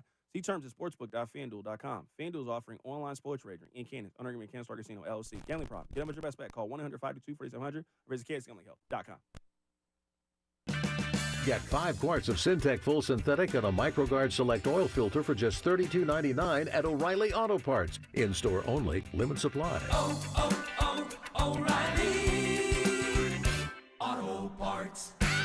Everyone Everyone has a fave Wendy's Frosty flavor. And when you're choosing from chocolate or vanilla, it's not that hard. But now there's all new Frosty Swirls and Frosty Fusions. So try picking your fave from Oreo Brownie Fusion, Pop-Tarts Strawberry Fusion, Strawberry Swirl, Brownie Batter Swirl, Caramel Swirl, and Caramel Crunch Fusion. Not so easy now, huh? For a fresh way to Frosty, gotta be Wendy's. At participating U.S. Wendy's, Oreo is a trademark of Mondelez International Group. Pop-Tarts is a trademark of Kellogg North America Co., LLC, used with permission. Summer's here, and you can now get almost anything you need delivered with Uber Eats. What do we mean by almost? You can't get a well-groomed lawn delivered, but you can get chicken parmesan delivered. Sunshine? No. Some wine? Yes. Get almost anything delivered with Uber Eats. Order now. Alcohol in select markets. See app for details. Summer savings are here at Going Gone by Dick's Sporting Goods. Score up to 70% off styles from top brands like Nike, Adidas, Jordan, Kalia, and more. Discover new markdowns and arrivals every week. Hurry in and save big on summer styles at your Going Gone. Baseball season is in full swing, and that means the summer heat is coming. The guys at Climate Control have been serving KC homeowners for over 35 years and know how to get your cooling system ready to handle our scorching hot summer weather. Stay cool and comfortable this summer. Call Climate Control today at 816-265-2830 and schedule your AC system tune-up for just $59. Don't wait. Visit ClimateControlKC.com today. Climate Control Heating, Cooling, and Plumbing. Numerous brands to choose from, endless options, one incredible experience. At Aristocrat Motors, we treat every driver like royalty and offer the finest luxury vehicle experience in Kansas City. Come see us today and let us roll out the red carpet for you. Everyone has a fave Wendy's Frosty flavor. And when you're choosing from chocolate or vanilla, it's not that hard. But now there's all new Frosty Swirls and Frosty Fusions. So try picking your fave from Oreo Brownie Fusion, Pop-Tarts Strawberry Fusion, Strawberry Swirl, Brownie Batter Swirl, Caramel Swirl, and Caramel Crunch Fusion. Not so easy now, huh? For a fresh way to Frosty, gotta be Wendy's. At participating U.S. Wendy's, Oreo is a trademark of Mondelez International Group. Pop-Tarts is a trademark of Kellogg North America Co., LLC, used with permission. The success you've already had matters at University of Maryland Global Campus because we're a school for real life. An accredited state university, UMGC lets you earn up to 90 credits toward a bachelor's for prior learning, life, and work experience, or transfer up to 12 credits toward a master's. We offer affordable tuition and online and hybrid courses. No application fee if you apply by May 30th. Learn more at umgc.edu. Certified to operate in Virginia by Chev. Get 5 quarts of Syntec Full Synthetic and a MicroGuard Select Oil Filter for just $32.99 at O'Reilly Auto Parts. In-store only, limit supply. O'Reilly Auto Parts.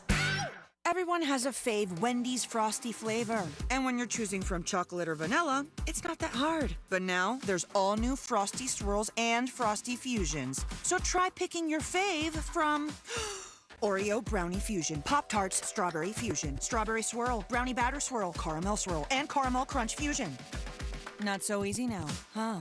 For a fresh way to Frosty, gotta be Wendy's. At participating U.S. Wendy's, Oreo is a trademark of Mondelez International Group. Pop-Tarts is a trademark of Kellogg North America Co., LLC, used with permission. Summer's here, and you can now get almost anything you need delivered with Uber Eats. What do we mean by almost? You can't get a well-groomed lawn delivered, but you can get chicken parmesan delivered. Sunshine? No. Some wine? Yes. Get almost anything delivered with Uber Eats. Order now. Alcohol in select markets. See app for details. Here's traffic, brought to you by DM Injury Law. Have you or a loved one been in a car wreck? Contact DM Injury Law today and get the money you deserve.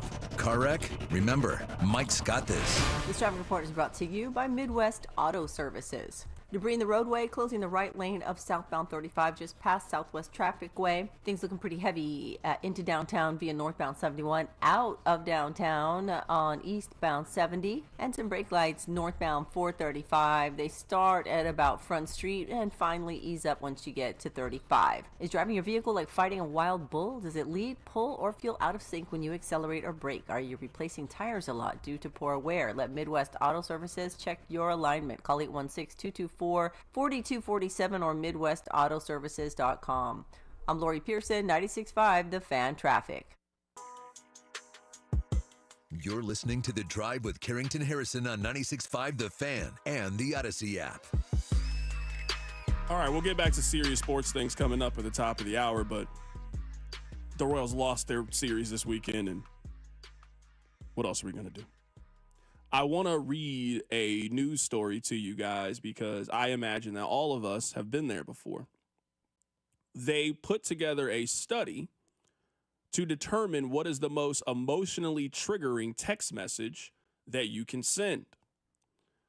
Their study concluded that K was, quote, the most negatively received response in digital conversations. According to this study, it beat out responses like okay and sure, or simply them not responding to your text. And according to this, sending someone K conveys emotional distance, passive aggressiveness, or disinterest, and this was deemed by far the most emotionally triggering messages that you could send. I do believe that everybody has their passive aggressive digital response. Maybe yours is you don't even just send the thumbs up emoji. You just do the, where you like highlight the text and you just do the thumb up emoji. Like you couldn't even go through the thing and send it to me. You just decided to thumbs up my text. Okay. Mine is all right then. All right then is usually the end of the conversation for me. I'm not going to keep arguing with you back and forth. All right then. Like that, I don't have anything else to say. I don't want to talk about this anymore. I will also give you this. Now, I think I actually might have invented this move. I will tell you to have a good day or have a good night at any time, and that is me telling you I'm done talking to you. I'll tell you have a good night at 5:42. Hey, have a good night. We don't have anything else to talk about for the rest of the evening. I don't need to talk to you anymore. But K seems like a step too far for me. I see how, especially usually when you receive the K text message, Rob, you usually say something that's kind of important. Like you send a paragraph kind of thought. We've all been in that position before, or maybe you've received this text before.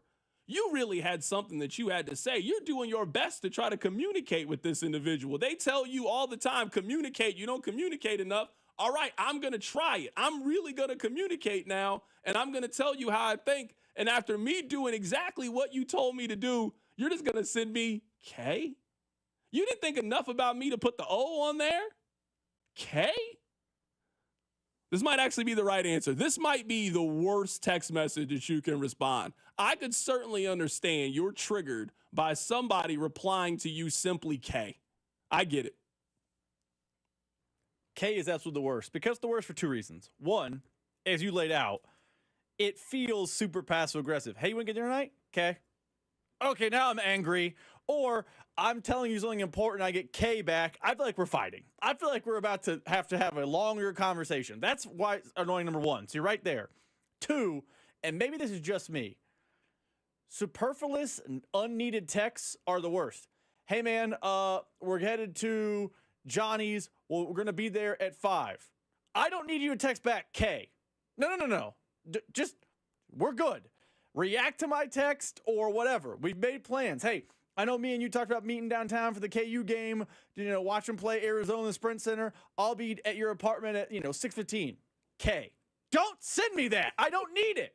Nothing has changed. I will say this. I'm actually kind of bad at this. This is one thing I am bad at. Sometimes someone will send you a message and literally there is nothing really to reply to other than, okay, like you're not mad, you're not unhappy. It's simply like okay, all right. Hey, let's go to so-and-so. Okay, all right, that's fine. And then I feel like people then like that wasn't a good enough response. And then I'm thinking, well, I don't know what else you wanted me to say in this. Like there was no other possible response other than yes. All right, I agree. Yes, let's do that. That is why they invented the text reaction. That's now, it. That's where you go the thumbs up text emoji. Okay. Yeah. Or it's not the emoji. You send like the, hey, man, let's do something. We'll hang out at 5. I can just react to your text. Thumbs up. I'm now acknowledging I've seen this text, but I don't need to respond. Cool. Okay. We're good. Hey, I'm asking people, what's your passive aggressive response when you're done talking to somebody? Mine's is all right then. What's yours, Rob? What's yours? This conversation, it's over. It's not productive anymore. I have to move forward in my day. I'm just going to hit you with the, all right then. So it's it's a little passive aggressive to it too, like a little element of like dismissive. Is that kind of the vibe? Yes. The answer is okay, cool. Okay, cool. Like I've done all I can do. I've sufficiently responded. Okay, cool. Like you're gonna keep talking to me? Okay, cool. Somebody said mine is good enough. Hey, man. If I get good enough, I'm mad. I'm mad. Heated. Please don't text me good enough. If you and I are going back and forth and you're ending our conversation with a good enough, I can't do that. Somebody said mine is relax. If you tell me in the middle of a text conversation simply to relax, you know what that's going to make me? Unrelaxed. You're trying to pick a fight. Rob, have you ever been in a situation where you're having a good day and you feel like somebody out of the blue texts you, and the only reason why they did this is they were bored and just simply wanted somebody to argue with for the day? You just sense that from the what is this? This conversation has no purpose. It's 12:15. I'm at work. You're at work. Why are we even talking right now? What is this? What is happening here? That might be when you got to bust out the good enough. Hey, good enough. No, good enough. This is going to sound... Somebody said sounds good. Sounds good is a really good passive-aggressive one. Here's the thing of sounds good, though. There are times where sounds good works. Hey, can you meet for dinner and drinks at this time? Sounds good. Sounds good. That's it.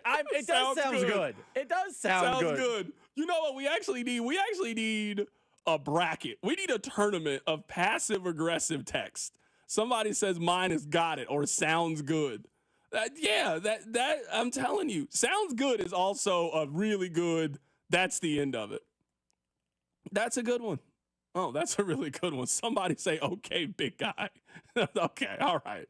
In that situation, I assume you want to fight. Okay, big guy's a fight. Yeah, I assume you want to fight. I assume the next time that I see you, you want to engage in fisticuffs. If you and I are having a conversation and you reply to me, okay, big guy, it's too much. That's too much. You are wondering what we're talking about. They did a study. This was in the Journal of Mobile Communication, and they determined that K, just replying K, it is the most negatively received response in digital conversations. It conveys emotional distance, passive aggressiveness, and disinterest. Sure was actually the number 2 answer. Sure, number 3 was being left on red. I'd much rather you not reply than reply K. If those are my 2 options, if you were telling me that you are, because sometimes not replying to my text, you have replied to my text. You maybe didn't send something, but you not responding, you responded to what I had to say. So I wanted to let you guys know that because we all, especially the fellas out there, we've all been in that situation where she hits you with the K and you're just like, all right, I'm not doing this with you anymore. Coming up at the top of the hour, we'll get back to very serious sports things. Jack Caglione might be here way sooner than we anticipated. Keep it right here, so Drive. You're listening to The Drive with Carrington Harrison. For the first time in a long time, I'm willing to dream that this can be a special season for the Missouri Tigers. Brought to you by DM Injury Law. Have you or a loved one been in a car wreck? Contact DM Injury Law today and get the money you deserve. Car wreck? Remember, Mike's got this. 96.5 The Fan. Here's traffic, brought to you by DM Injury Law. Have you or a loved one been in a car wreck? Contact DM Injury Law today and get the money you deserve. Car wreck? Remember, Mike's got this. This traffic report is brought to you by Midwest Auto Services. Debris in the roadway, closing the right lane of southbound 35 just past Southwest Traffic Way. Things looking pretty heavy into downtown via northbound 71, out of downtown on eastbound 70, and some brake lights northbound 435. They start at about Front Street and finally ease up once you get to 35. Is driving your vehicle like fighting a wild bull? Does it lead, pull, or feel out of sync when you accelerate or brake? Are you replacing tires a lot due to poor wear? Let Midwest Auto Services check your alignment. This summer, Casey's has 89-cent fountain and frozen drinks. But if you don't have 89 cents, you could check your center console, or dig between your couch cushions, or ask Grandma for $1, or just use your credit card. We take those too. 89-cent frozen and fountain drinks at Casey's all summer long. Restrictions may apply. See store for details. Hey, it's Carrington Harrison from The Drive here. Are you feeling tired, maybe a little foggy, or just not like yourself? Well, it could be low T. Symptoms like low energy, poor sleep, and a lack of motivation. They don't have to control your life. And at Heartland Men's Health, they specialize in treating low testosterone and helping men regain their vitality and confidence. With just a simple, quick quiz, at heartlandmenshealth.com. You can find out if you're experiencing low T, and then you can book a $100 consultation. They'll run your labs, and within 30 minutes, you'll have your answers. And if you start treatment that day, then the visit is on the house. In just weeks, you'll feel more energy, get better sleep, improve workouts, and have a stronger sex drive. So don't let this hold you back. Pick up the phone. Don't wait. Call 844-447-6600 or visit heartlandmenshealth.com today. Heartland Men's Health has 3 locations to serve you: Overland Park, Independence, and North Kansas City. Reclaim your energy and confidence today.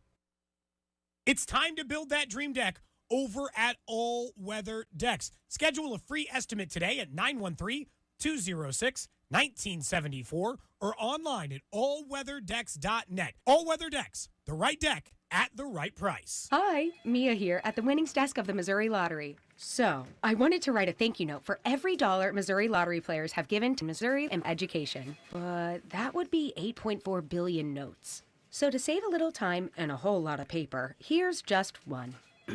Dear every single lottery player in Missouri, thank you for helping us give $8.4 billion to Missouri and education. Sorry, my trumpet's in the shop. The Missouri Lottery. Winners welcome and play responsibly. Psst. Hey, you. Wouldn't a Diet Coke at 7 a.m. totally hit? You know you can get that from Wendy's for just $1, right? Even you, girl drinking a Fanta on the way to 8 a.m. Pilates class. Any soda you want, any size, just $1. So go get that breakfast soda, you morning menace. But maybe hurry, 'cause it's only during breakfast. Morning soda? Gotta be Wendy's. Limited time only at participating U.S. Wendy's during breakfast hours. Exclusions apply. Not valid in a combo. Prices may be higher in Hawaii. Breaking Benjamin and Stained. Awaken the Fallen Tour. This Sunday night at T-Mobile Center with special guests Wage War and Lakeview. Tickets on sale now at livenation.com. Breaking Benjamin and Stained together live. Shinedown. Dance Kid Dance Tour. Live in Kansas City. T-Mobile Center, July 29th. With special guests, Bush and Morgan Wade. Get tickets now at livenation.com. Shinedown, live in concert. For more, visit shinedown.com. Hey, it's Rex here with RexBuysKC.com, your local KC home buyer. If you own a property in the Kansas City or surrounding area and want to sell it fast and at a fair price, write this number down, 816-330-6000. I'm a private real estate investor, not some hedge fund or large national chain. My family and I live right here in KC. I can pay cash and close on your timeline, even in as little as 3 days. Here at RexBuysKC.com, we're improving Kansas City one house at a time. I buy inherited houses, vacant houses, foreclosure houses, behind in payment houses, my tenant won't pay the rent houses, and properties that need complete rehabs. Do you own a house that's trashed and needs thousands of dollars in repairs? Great. If you own a house and want to sell it fast, call me at this number, 816-330-6000. That's 816-330-6000, or go to RexBuysKC.com. That's RexBuysKC.com, and I look forward to working with you. Hey there, Royals fans. We've got more ways to watch your boys in blue this season than ever before with FanDuel Sports Network.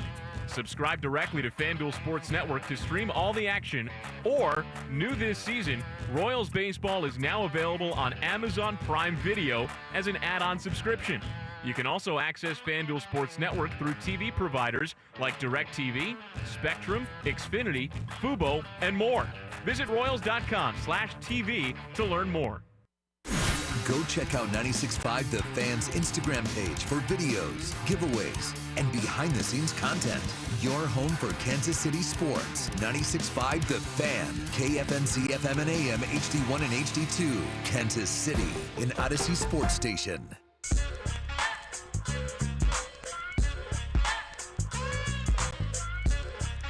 Welcome back into The Drive. Congratulations on getting through your 9 to 5. Thank you so much for listening. It is The Drive. My name is Carrington Harrison. Very happy to be here with you on this wonderful, wonderful Tuesday. Hopefully you guys had a great Memorial Day weekend. Summer is officially here, even if you look outside and it doesn't look or feel like it. All right, we only got 30 minutes in this segment. We're going to hand things off to Josh Vernier. We're going to hear from Vern coming up in just a little bit. But let's talk about the top story. The top story right now, I think, is very, very simple. Jack Caglione is making you change your expectation of when he can potentially be here. His first week in AAA, he hit .346 with 5 home runs and 10 RBIs in 26 at-bats. We are talking about in less than 200 ABs. If you add his AA production, he has hit 14 home runs with 53 RBIs, and he is hitting over .330 in those at-bats. He is dominating minor league competition, and I will give the Royals a lot of credit for this. They're starting to trim the fat. We complained about Hunter Renfroe for months. They got Hunter Renfroe out of here. Biggio was not doing his end of the deal. They got him out of here. It is not coincidental to me that these moves happened before Memorial Day. That's a really, really important date and time in the baseball calendar. That's when you start to really look at where you are. You look at your team. You've got a handful of, games under your belt. You start to get a really good sense about where you are as an organization. So the Royals make both of these moves and bring up 2 of their prospects that have been playing pretty well down in the minors. You bring up John Rave, you bring up Nick Lofton, 2 players that you are looking to potentially help you. There's one more move to make, at least if we are talking about a minor league move, and that would be it. The next player that I'm looking at that is potentially on the clock is Michael Massey. Michael Massey has been bad so far this season for the Royals. I'm not telling you something you don't already know. But Michael Massey right now is hitting .206. He does not drive in runs. He doesn't have any pop. Why are you here? The same question that we were asking about Hunter Renfroe just a couple of weeks ago. I mean, Michael Massey has 180 at-bats. 180. He has 5 doubles, 2 home runs, 14 RBIs, and Robbie has 4 walks. He has 4 walks and 190 plate appearances. So let me get this straight. You don't get on base. You don't drive in runs. What is your role here on this team? So I don't know if we're going to have to complain about Michael Massey too much longer. They're going to do something with Michael Massey. Now, is that going to be a 1-to-1 direct move for Jack Caglione? Obviously, that remains to be seen. But organizations don't call players up. Players call themselves up. I'm ready. I'm dominating at this level. I can help you on the big league club. And then when you see the Texas Rangers that basically did what fans are asking them to do with Jack Caglione, they had a 22-year-old outfielder that started in AA. He got moved up to AAA. He played 8 games in AAA. They then brought him up to the big league club to try to give their offense a little bit of a boost. I mean, if other organizations are starting to do it, I think it is a real conversation for the Royals about when that's going to happen. Now, we were talking about this earlier, and people were making the argument, well, Cags is just one person. What can he change? I think the answer is very simple. I'm not here to be Debbie Downer, but I don't think the Royals can win the American League Central. I think the Tigers are just better than the Royals. I think the Tigers are just clearly better than the Royals. So far, through the first 55 games of the season, the Tigers are 15 games above 500. They have a run differential of +81. The Royals, over that same time frame, their run differential is still in the negatives. The Tigers have scored 100 more runs than the Royals have this season. Now, I'm not here to be negative and tell you that the Royals can't make the playoffs. I'm just simply telling you I don't think they're going to win more games than the Tigers are going to win this season. But you don't need to win more games than the Tigers. You want to know why? Because if the playoffs started today, the Royals would be in the playoffs as a wild card team. Did you know right now that there are only 2 teams in the American League that have more wins than the Royals? Those teams are the Yankees and the Tigers. So maybe you're not better than the Yankees. Maybe you're not better than the Tigers. You can be better than the Guardians. You can be better than the Minnesota Twins.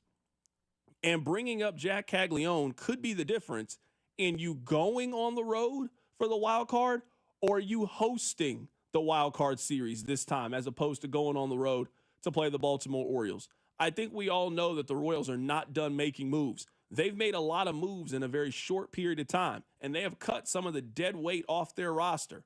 I still think there is a little bit more work to do, and there is clearly one more big chess piece that needs to move, and I think it's Jack Caglione. This thing has moved very, very quickly.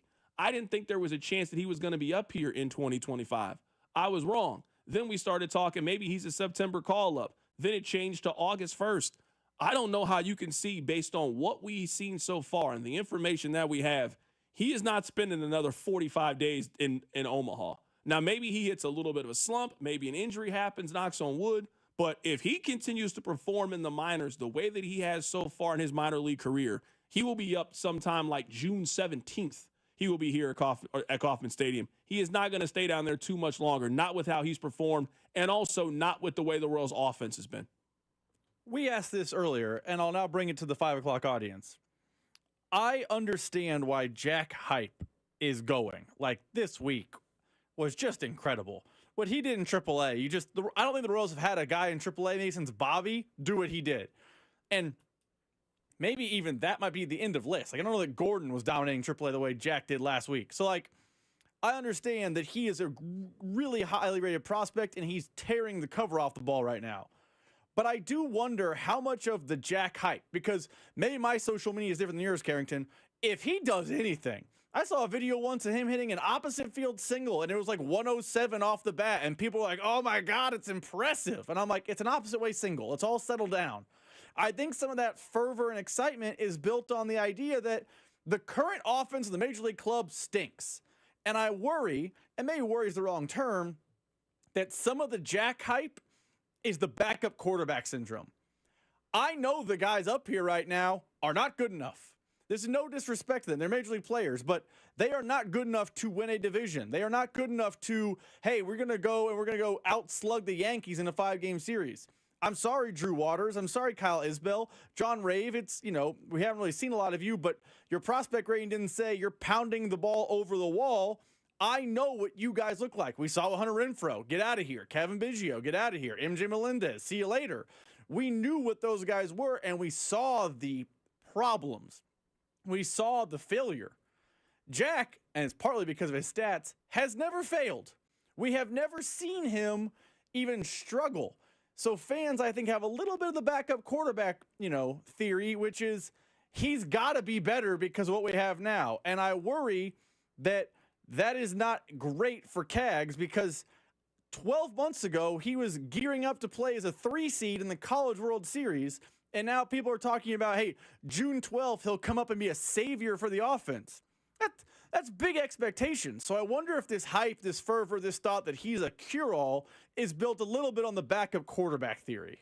I mean, I certainly think that's some of it. Like, I don't want to make it seem like that plays no factor in any of this conversation. But I also think it's a combination of everything. I think, number one, people aren't stupid. And it is impossible to me to see the highlights and look at the numbers and not think that you have something really, really special. He is not performing okay down at the minor leagues. He is dominating the minor leagues. For someone in their first 6 weeks in minor league baseball, he hit 339 home runs and led the league in RBIs. And then when you take the jump up to the next level, it's not like he hit the ground like, okay. We wouldn't be having this conversation right now. This wouldn't be the lead at 5 o'clock if Jack Caglione hit 235, 1 home run, and 3 RBIs. He'd be like, oh, okay, hey, he's adjusting. He hit 350, 5 home runs, and had 10 RBIs in a week down there.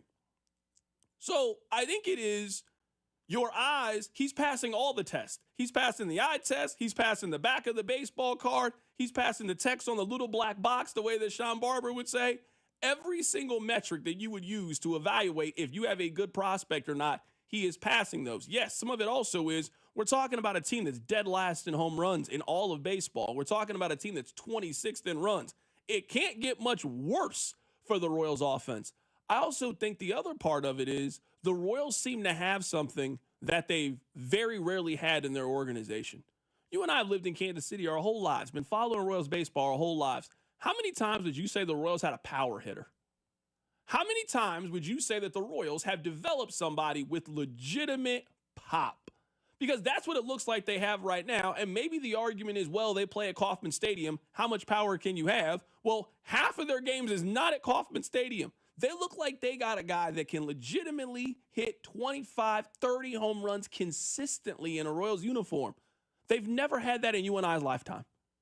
Now they have it now with Bobby Wood Jr. Can you imagine having two of those prospects there? And I also think that the Royals, they do a really good job of selling you the hype too. Their general manager, just last week, said that they think he can be a left-handed Pete Alonso.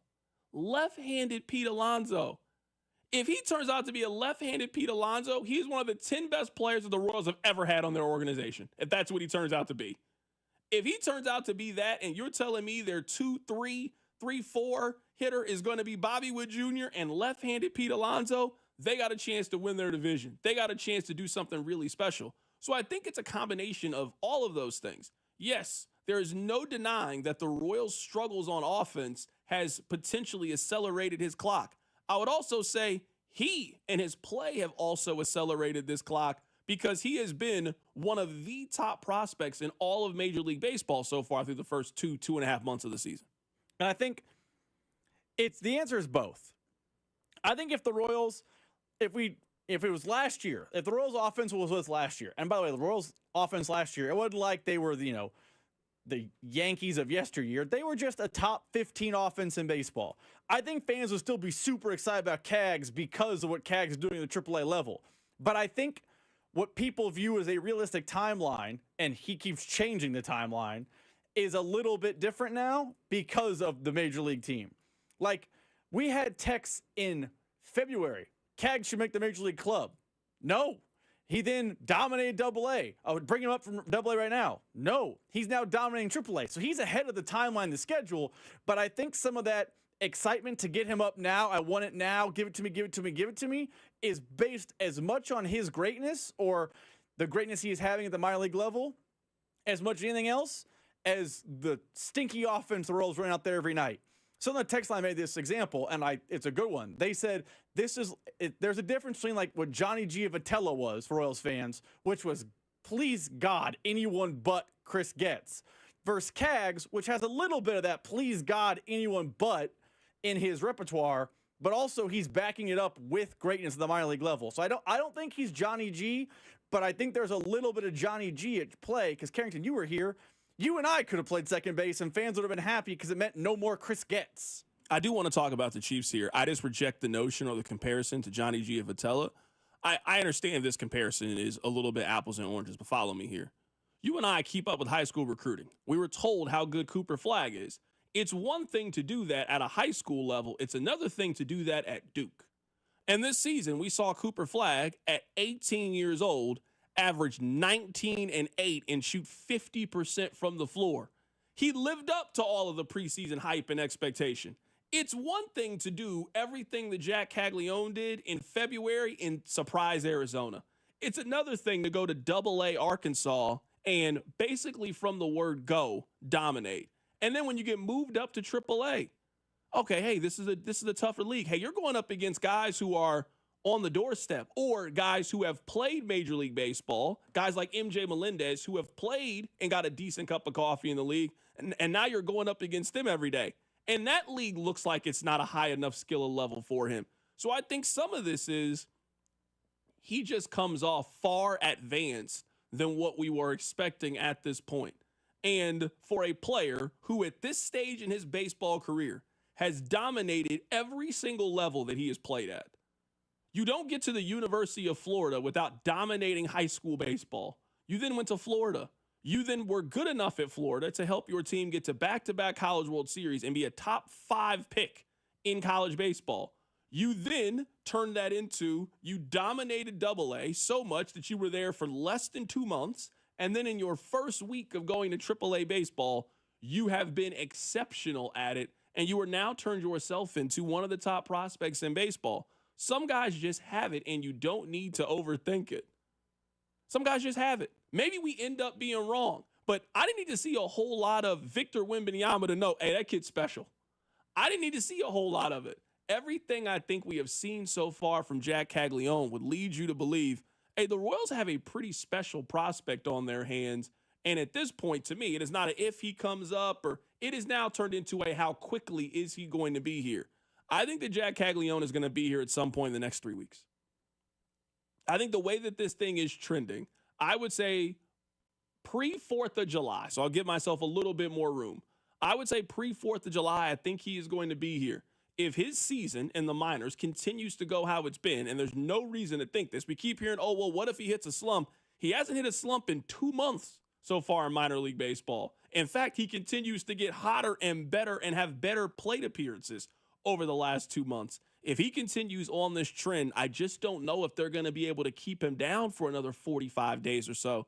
I think eventually you're going to have to call him up to the big league club, and I think that's going to happen sooner rather than later. We had Vern on the show earlier. Here's what he had to say about how Cag's big week changes his timeline. And he's earned it, right? He's forcing the organization's hand. He's forcing everyone. He's forcing your hand to talk about him right at the start of your show. 5 home runs in a 6-game stretch is remarkable, regardless of where you're playing. Now, you do need to take into account that on average, during those games in Salt Lake City, there was more than 15 runs scored every single night, so the ball was flying. Still, that doesn't explain 459-foot blasts or 9 base hits and 5 bombs in a 6-day stretch. No, the kid has prodigious power. He's playing in the corner outfields, both left and right. He's doing that more than he's playing first base. Yeah, he's forcing their hand. He's forcing that timeline to move up. Now, in the Omaha uniform tonight, as he'll make his home debut. But, if he can do it again, he rattles off another 5 home run week, and you do it at a different ballpark, yeah, the conversation this time next week will be, where is he? Because right now it would seem, well, no, we can't get that far down the line. Again, a nice 1 week. Do it again, and then, like you're talking about, the conversation will once again completely change. That was Josh Vernier, who was on the show earlier today. You're actually going to hear from Vern coming up in about 5 minutes when we hand things off to the pregame show. Let's talk a little football before our day is done. Hit it, Rob. Your workday is over. Oh, yeah. You're headed home, and now you're stuck in traffic. Time to get caught up on the biggest stories in Kansas City and around the country with CDOT and Rob. It's time for the hits. Number 1. Kenny Those Hits are brought to you by Baker University, where graduates earn higher salaries and land jobs faster than any other university in Kansas. Apply today at bakeru.edu. All right. We have reached the point in the NFL season where there are only 2 things that can happen. Let me tell you what those 2 things are. Number 1, contract information. Now, sometimes it's contract information like your team is looking to negotiate a deal with the player. That happens. Well, you were going to get contract news between now and the start of training camp. Oh, so-and-so reached a long-term extension with the team. That's good news. You want that kind of news. I want guys to be rewarded for having good seasons, having success. I want that. The other contract news is your player did not show up for something because he's mad about his contract. That's James Cook right now for the Buffalo Bills. Every player on the Bills showed up to work today except James Cook. He's mad about his contract, and he wants to get paid, and we'll see if he gets paid. I think he will at some point, but you guys know how this works. So they're going back and forth right now. I would say that's pretty harmless news. That's just part of the business. There's only one time in the NFL offseason when you can ask for a raise. It's now. You don't ask for a raise on week 8. That's not when you try to negotiate and leverage those things. You try to get your money now in the summer so you can be ready for the fall and the winter. So that's not that big of a deal to me. The Chiefs will have contract news at some point. somebody will be unhappy with their deal, or someone will reach a new agreement and get more money, and we'll talk about it. The other side is somebody going to get in trouble. Now, I'm not saying that's 100% for the Chiefs, even though over the last couple of off seasons, I think we've seen somebody usually gets in trouble. You don't want that news. Or, I guess in relation to the somebody gets in trouble, you hear the suspension of when they got in trouble. That's Rashee Rice. Now, Rashee Rice has actually done pretty well for the last year. We haven't heard much from him. Ever since he got in that incident with the photographer, I don't know if that thing happened or didn't happen. It got dropped and it just kind of went away and we stopped talking about it. Rashee Rice has stayed out of trouble. Keep it that way. And one day we'll be sitting here and we'll get a tweet from Adam Schefter or Ian Rappaport, and it'll tell us that Rice has been suspended for the first 2 games for conduct detrimental to the league, and then we'll officially have our answer. I don't think anything is going to happen to Xavier Worthy. I know he got in that off-the-field thing, him and his ex-fiance, but it seems like they settled it. No criminal charges. I don't expect anything to happen to Xavier Worthy. I do expect at some point we will hear what the penalty is for Rashee Rice. And I think you are all hoping, knock on wood, I want this to be a boring offseason for the Chiefs. I want it to be a boring offseason. I, for the most part, don't care what these athletes do in their free time. You're young, you're rich, you're millionaires. Go live your life. Stay out of trouble. Stay out of trouble. You know what? Unless it's for your relationship in a positive sense, like Travis Kelce. I saw Travis Kelce and Taylor Swift went to dinner in Florida a couple days ago. That's the only reason you want to be on TMZ if you play for the Chiefs. I'm telling you, if Xavier Worthy is on TMZ in June, it ain't good. If your all-pro D lineman is on TMZ, it ain't good. It's either money related or somebody got in trouble. That is usually the only things that happen at this point in the NFL calendar. We had a lot of fun today. Check out the podcast page. We'll be back tomorrow. We'll catch you guys. Take care of yourself. It's The Drive. The Drive with Carrington Harrison, your home for the best food takes in KC. Regular old American nachos. You know, I don't need jalapenos with mine, just chips, cheese. Brought to you by DM Injury Law. Have you or a loved one been in a car wreck? Contact DM Injury Law today and get the money you deserve.